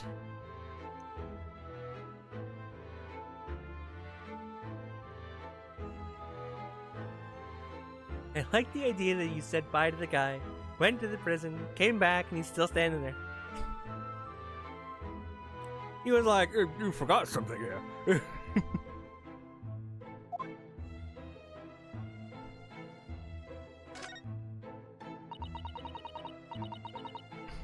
That's your military uniform, isn't it, Mr. Garrett Ebb? Yeah, ceremonial garb, yes. I've been hanging on the wall ever since my retirement bash. They're not in active service, you know. Now you know. With my bad leg and all. Doesn't mean much to me anymore. You could have the old thing if you wanted. Well, it might suit Lord Van Zeeks, perhaps. An overly ostentatious outfit like that could be just what he needs. Very tactful, Mr. Sato. Very tactful indeed.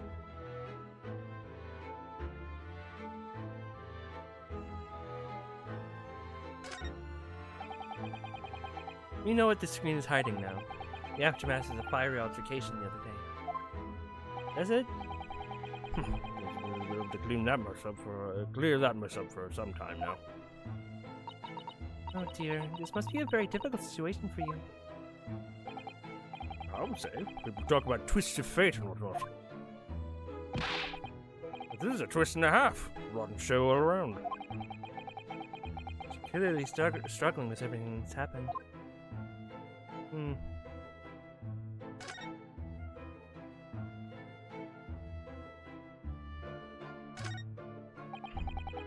That's an impressive collection of cakes on that fancy silver cake stand there. I feel sure that it was full of cakes when you first investigated in here as well. Yes, quite right. Haven't touched it since. Haven't done much at all, really. Since that happened, since all that happened. Times rather stood still for me. Oh! Time has stood still? Oh, that's an interesting phrase. Might be able to excuse that. Use that excuse when I'm supposed to be tidying up the office. You could just tidy up, Mr. Naruhodo. Nah. You talking about? I don't want to clean. These shells look like they've been completely torn apart by a wild beast. Reminds me of the Battle of Maiwar, don't you know? Ah, the experience of a seasoned veteran. Yeah, they're surrounded on all sides. Really thought we were done for. Oh, better company.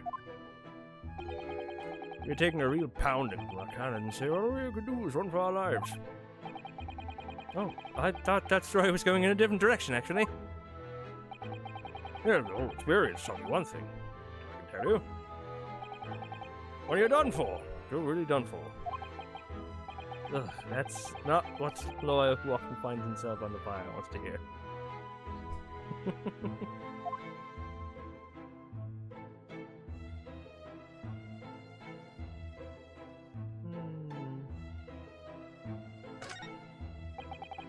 You look very dashing in your uniform there, Mr. Airdev. Ah, that old portrait, eh? Drawn by an art student who used to rent the room downstairs.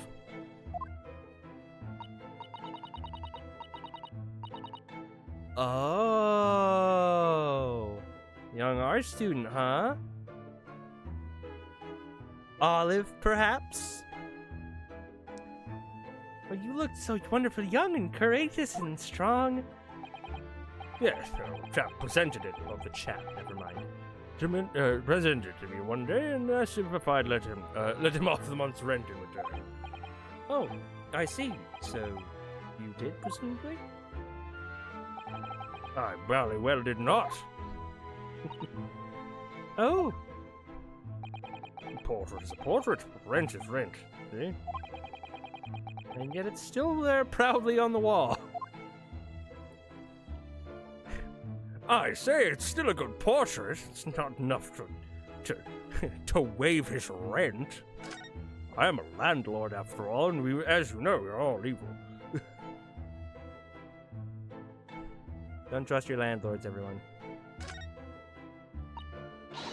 Oh, a copy of Rance magazine! The Adventures of Herlock Sholmes is being read all over London. Isn't that wonderful? Ah, naturally, one asks oneself if such a singular detective could really exist. Well, I mean, he does.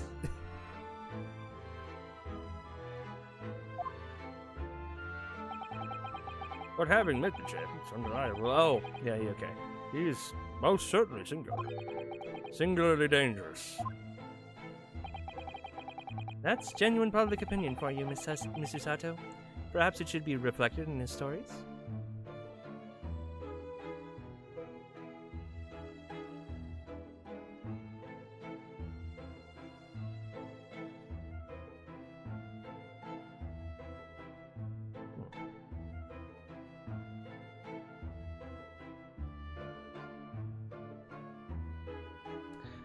Welcome the person who just came into the Discord, by the way. Seeing the notifications, and I was like, general text channels, is that mine? It is.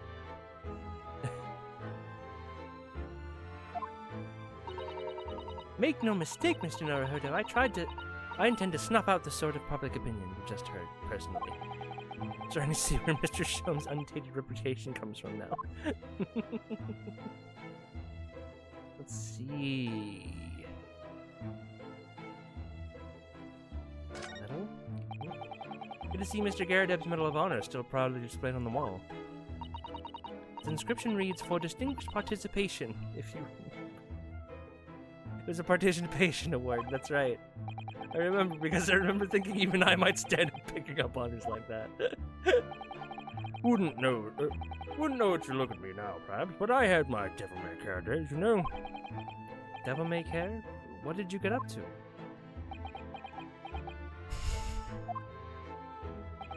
Well, all in the past now, of course. Best left there. Best not, I want to know now. He's just like, maybe I shouldn't have brought that up. Am I missing something here? Like, cause I have definitely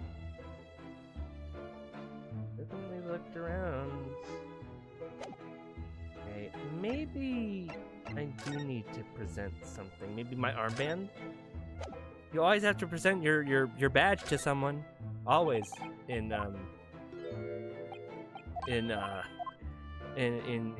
Ace Attorney games. It's like the rule of law.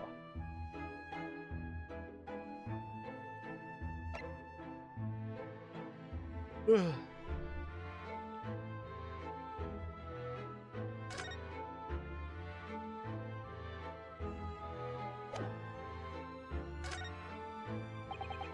Figured okay, sweet.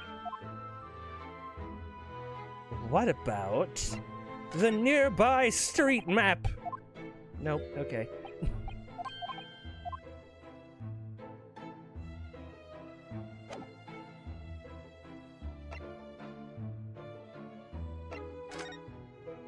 No new conversation didn't come up.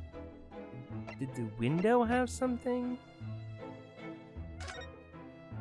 I don't think it did. Oh, it did. I just didn't see it. It's a good view of the wintry East End from up here. An oppressively grey scene. Really nothing comparable in Japan. And down below, by a road, probably blanketed in snow. And the pavement where poor Miss Green was struck in the back by that knife. Thinking about it, this is the only room in the building that actually had as a window to the outside world. Sometimes Britain does seem like a strange land, doesn't it? Suppose all foreign cultures seem strange at first. Imagine how an Englishman would feel on arriving in Japan and seeing the people with a Chonmain's topknot. Well, that's a good point.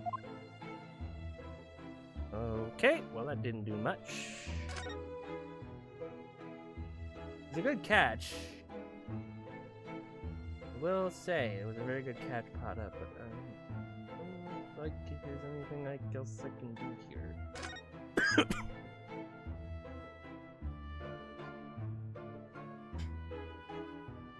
Well, glad to help not do much. Well, hey. I did say thank you. Thank you for the catch. It was a good catch, but unfortunately,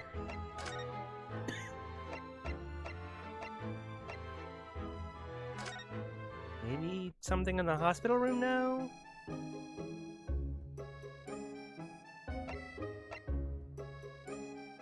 Doesn't look like it. I will examine the rat, though.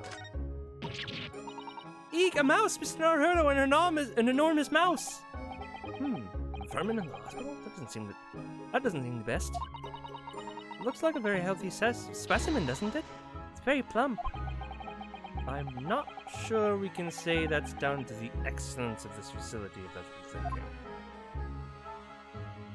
It doesn't look like there's anything here that would really help.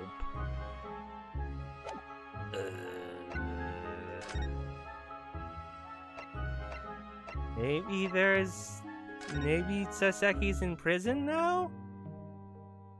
No? I must have missed something in Shamspear's room then. Somehow. I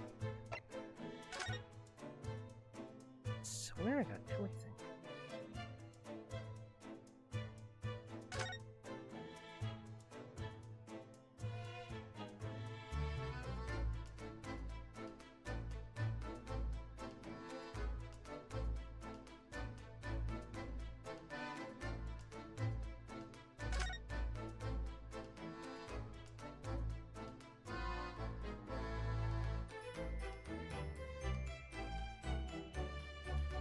Okay, what? I tried to get that scrap, and it didn't fucking register. God. Stupid. What's this? Looks like a part of an envelope, I think. I think you may be right. Perhaps it was torn off when the letter was opened. Is that significant? Well, it's a little out of place, perhaps. When you look around the room, no sign of a letter. Or the rest of the envelope, in fact, is there? Ah, she's right. And yet, here we have the torn off end of an envelope. This strikes me as unusual. I agree. You'd better take this just in case.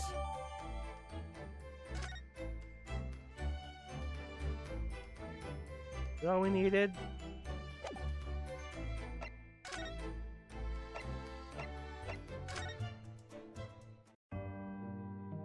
No?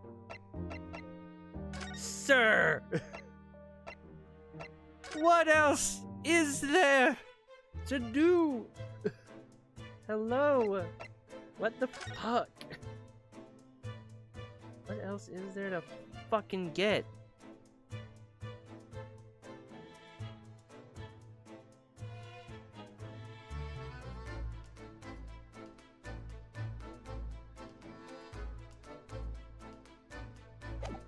Oh, wait. I think I know what I need to do.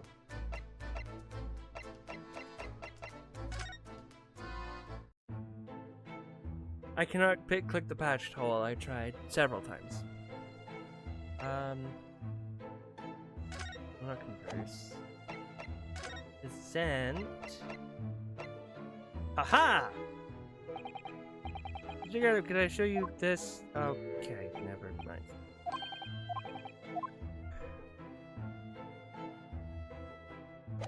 Clearly, I am the world's best lawyer.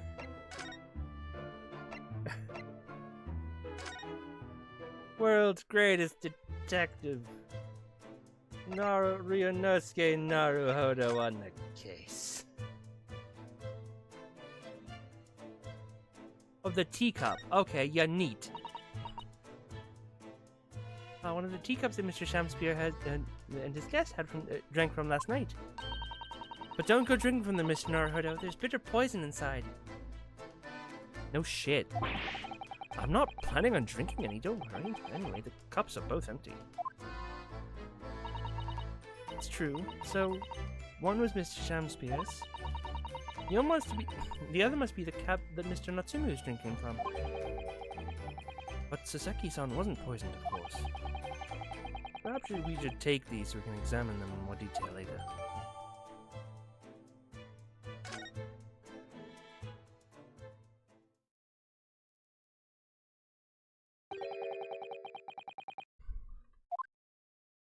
Oh! Hey, Instructor Grissom. Okay, that is a bit silly. You already stared at the cup earlier, so I need to click it again. Yeah, I don't know. Inspector Gregson? Back so soon? After I threw that little Japanese fella in the clink, I went and reported the investigation division. 5 minutes time, this place will be cordoned off by the yard. Oh, I see. Well, we'd better be leaving then. Poor Mr. Natsume must be feeling very low, being back in the cell again so soon. I'm sure. We should probably go at...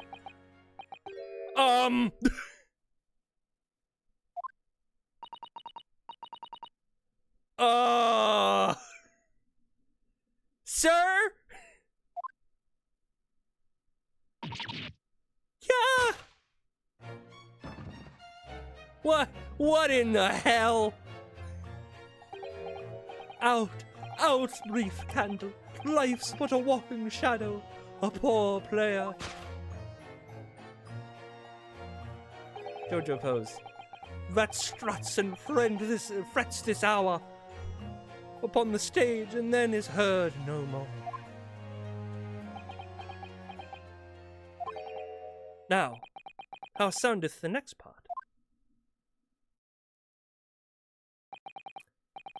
It is a tale told by an idiot, full of sound and fury, signifying nothing. Indeed! Oh, happy day!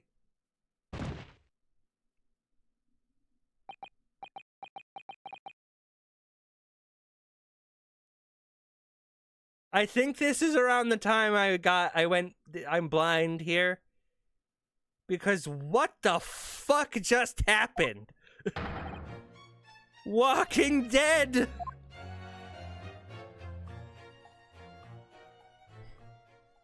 That is a show. The fellow isn't dead at all. What was that nonsense he was saying, though? I think, yes, it was from William Shakespeare, William Shakespeare's Macbeth. Soliloquy from Act 5, Scene 7. Act 5, Scene 5, Shakespeare.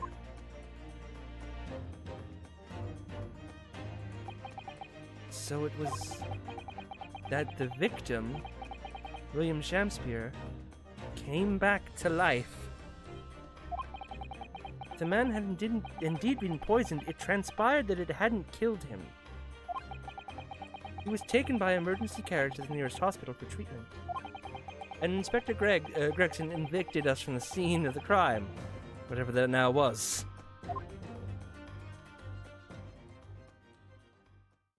Man just walked up. Man,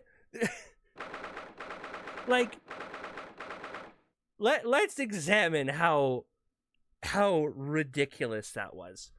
Dude had been, quote, dead for, I'm assuming, a couple hours, right? Just, and then after being dead on the table, he just rises up suddenly with a smile on his face. Rises up with a smile on his face. Gets up from his chair, fucking quotes Shakespeare, asks the audience what comes next after his quote. The audience answers. He's like, good, you got it right. And then just fucking flops over again. What the fuck?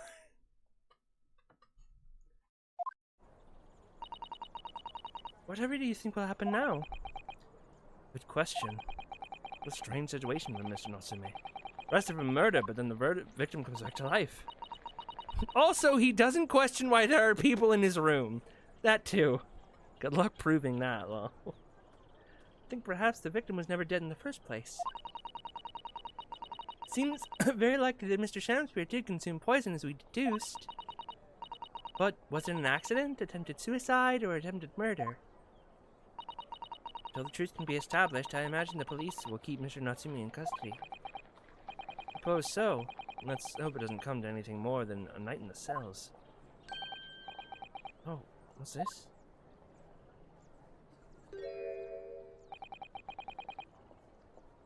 What's that man doing over there?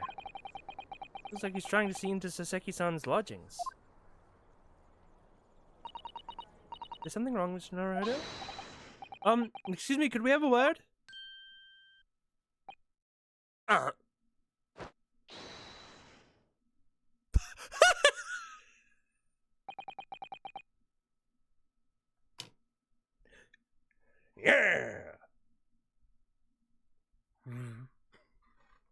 He just dissipates. He just ran off. He's fucking gone. I feel like I've seen that man somewhere before. What was it? I do too, but I don't remember. I don't remember seeing that man at all. Well, we've done as much investigating as we here as we can, I think.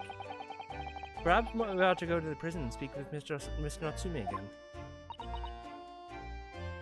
Good idea.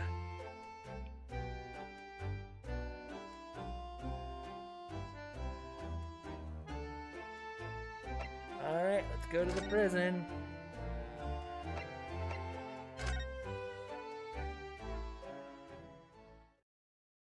Oh my god. Blair Witch looking ass.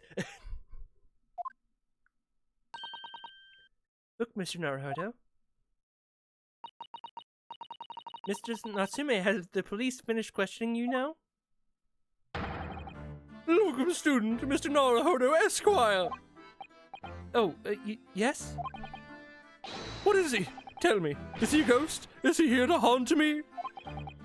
Let me guess. You're talking about Mr. Sholmes? He actually calls himself a great detective, Mr. Natsume, not a ghost. But his diabolical deductions are not of this world. They've left me. Ah, cursed! I'm cursed, I tell you. Well, that sort of hurts. Whatever credit is due, Mr. Naruhodo. You were heavily involved in the deduction too. Yes, moving on. We have some wonderful news. Oh? The victim that we all thought was dead, he came back to life again. Now, in the absolute worst case, you can only be tried for attempted murder. That's great, isn't it, Mr. Natsumi? It's terrible! Oh. I'm stuck in the cell suffering from some silly wrong end of the stick. You did it, didn't you? Confess you're a killer. Why the mustache?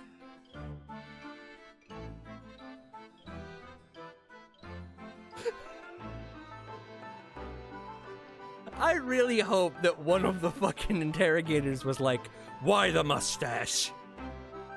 Why do you have a mustache, sir? Provide us with answers or you'll face the noose.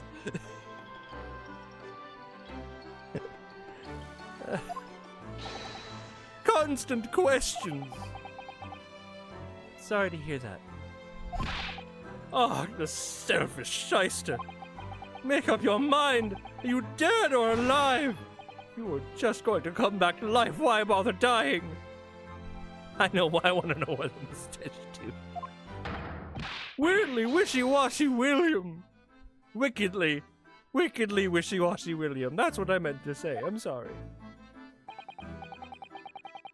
Well, it seemed like that Mr. Shamsphere is never actually dead in the first place. Ah, yes, that might make sense. And I'm pleased that he's alive, of course. Our lively debate last night was much fun. Just I'd be sad to think it was our last. Oh! Oops. Mr. Natsumi, does that mean that you did see the victim last night? You met with Mr. Shamsphere, didn't you? I'm not saying another word! I demand to have a lawyer present! Sir, I am your lawyer. Who do you think I am? Please, Mr. Natsume, we need to hear your side of the story. Why am I cursed like this?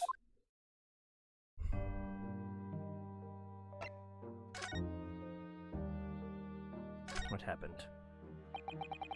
Can you tell us exactly what happened last night, then, Mr. Natsumi? There's nothing to tell! But, Mr. Naruhodo Esquire, I'm eternally grateful to you for helping me with that accursed case yesterday. Is that saw poor Miss Green hospitalized after she ended up with a knife in her back? I want my lawyer! I am your lawyer! It's hard to believe that was only yesterday. After the trial was over, I trudged my weary way back to my lowly lodgings. And that evening, at past 9, it must have been I that visited Mr. Shamsphere. So you did go to the victim's room then? As we feared. I didn't do anything wrong! I'd never been to his room before. It was the first time. Then what made you decide to go? I bumped into him when I arrived back at the house. We got chatting and it developed into a discussion. But he had to go out, so I bade him farewell. It ties in with what Mr. Garadeb said, that the victim went out and came back after 8. We met again later that evening at around 9 or just after, when I took him some nice tea I brewed as a gift. So it was you that brought the tea that had clearly been drunk at the scene? And I suppose you were discussing the works of Shakespeare, weren't you? Yes, that's right. That's exactly right. Romeo and Juliet. Who was the stronger? It was delightful to be. I made a joke about Romeo versus Hamlet. Romeo and Juliet. Who was the stronger? If Romeo and Juliet got in a fight, who to the death, who would win? I think it would be Juliet. I think it would be Romeo. You know, it's a delightful debate. I'm sure. Such a stimulating subject, Shakespeare. And then the debate became very heated, so he said poison to Shakespeare's tea. No, never, not at all. Team Juliet won, that was me, and when I left his room, the flamboyant fellow was a fighting fit. I swear it, categorically. Team Juliet won. Cursed existence. Mr. Natsume, you often say the same thing about yourself, I've noticed. You have a cursed existence? I'm sure I've mentioned this to you before, but I've been here in Great Britain for a year now. In that time, I've learned this is no place for me.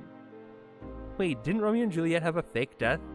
Did Shakespeare There's no way. There's no way. That would be a crazy twist.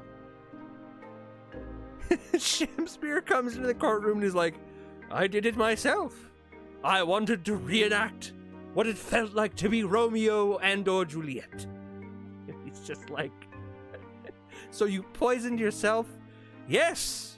Thankfully I lived. I got better though.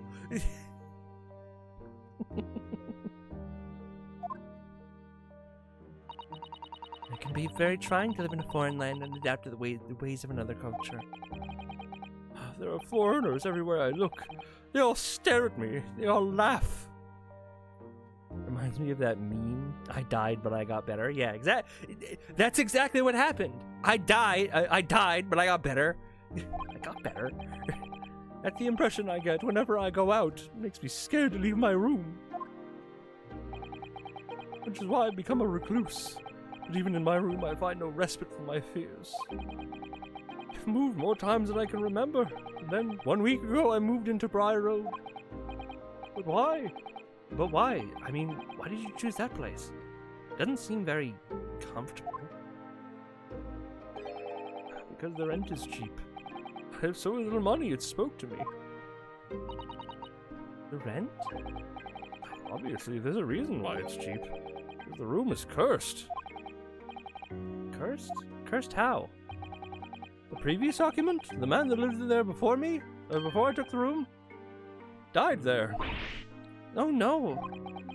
He was only a young man, but one morning he was found dead and no one could explain why. Surely no one would want to live in a room with a history like that. I didn't. And the letting agent recommended the place. I wavered. But I want books, and books cost money, and horrible history is a small price to pay. When I realized it would mean I could buy more books, I signed the lease like lightning.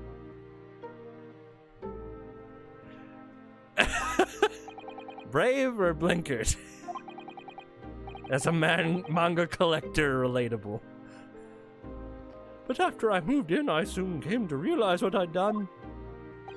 I realized how that room's history was, or about that room's history really was. Gosh, was it really so awful? Well, we're gonna have to learn about that horrible history next time. We're gonna have to learn about that horrible history next time because we are on time. We are at time. So, thank you guys for coming out. Thank you guys for watching, of course. Horrible Henrys.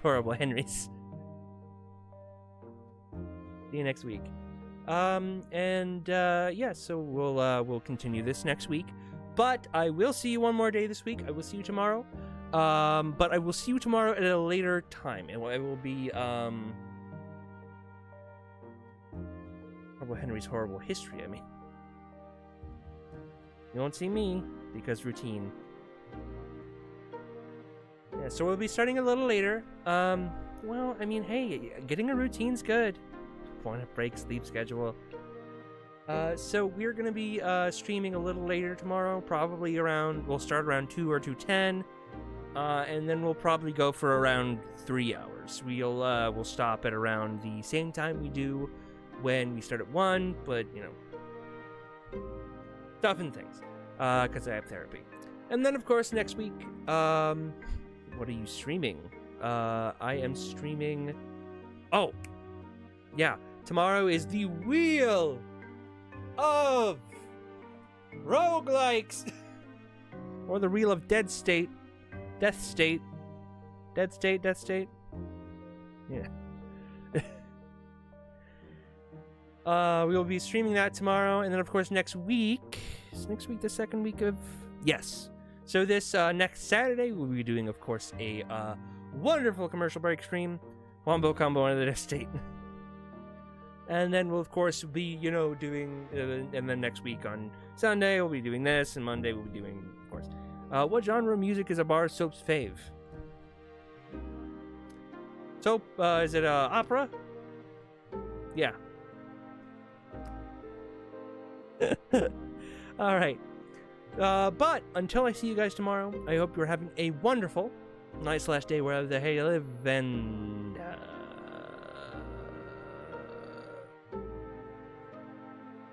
Bye. We are so glad you came. Bye-bye. Bye-bye. Bye-bye. Bye-bye now. Bye. Bye-bye. Remember, please discard all candy wrappers and popcorn containers in the nearest trash receptacle.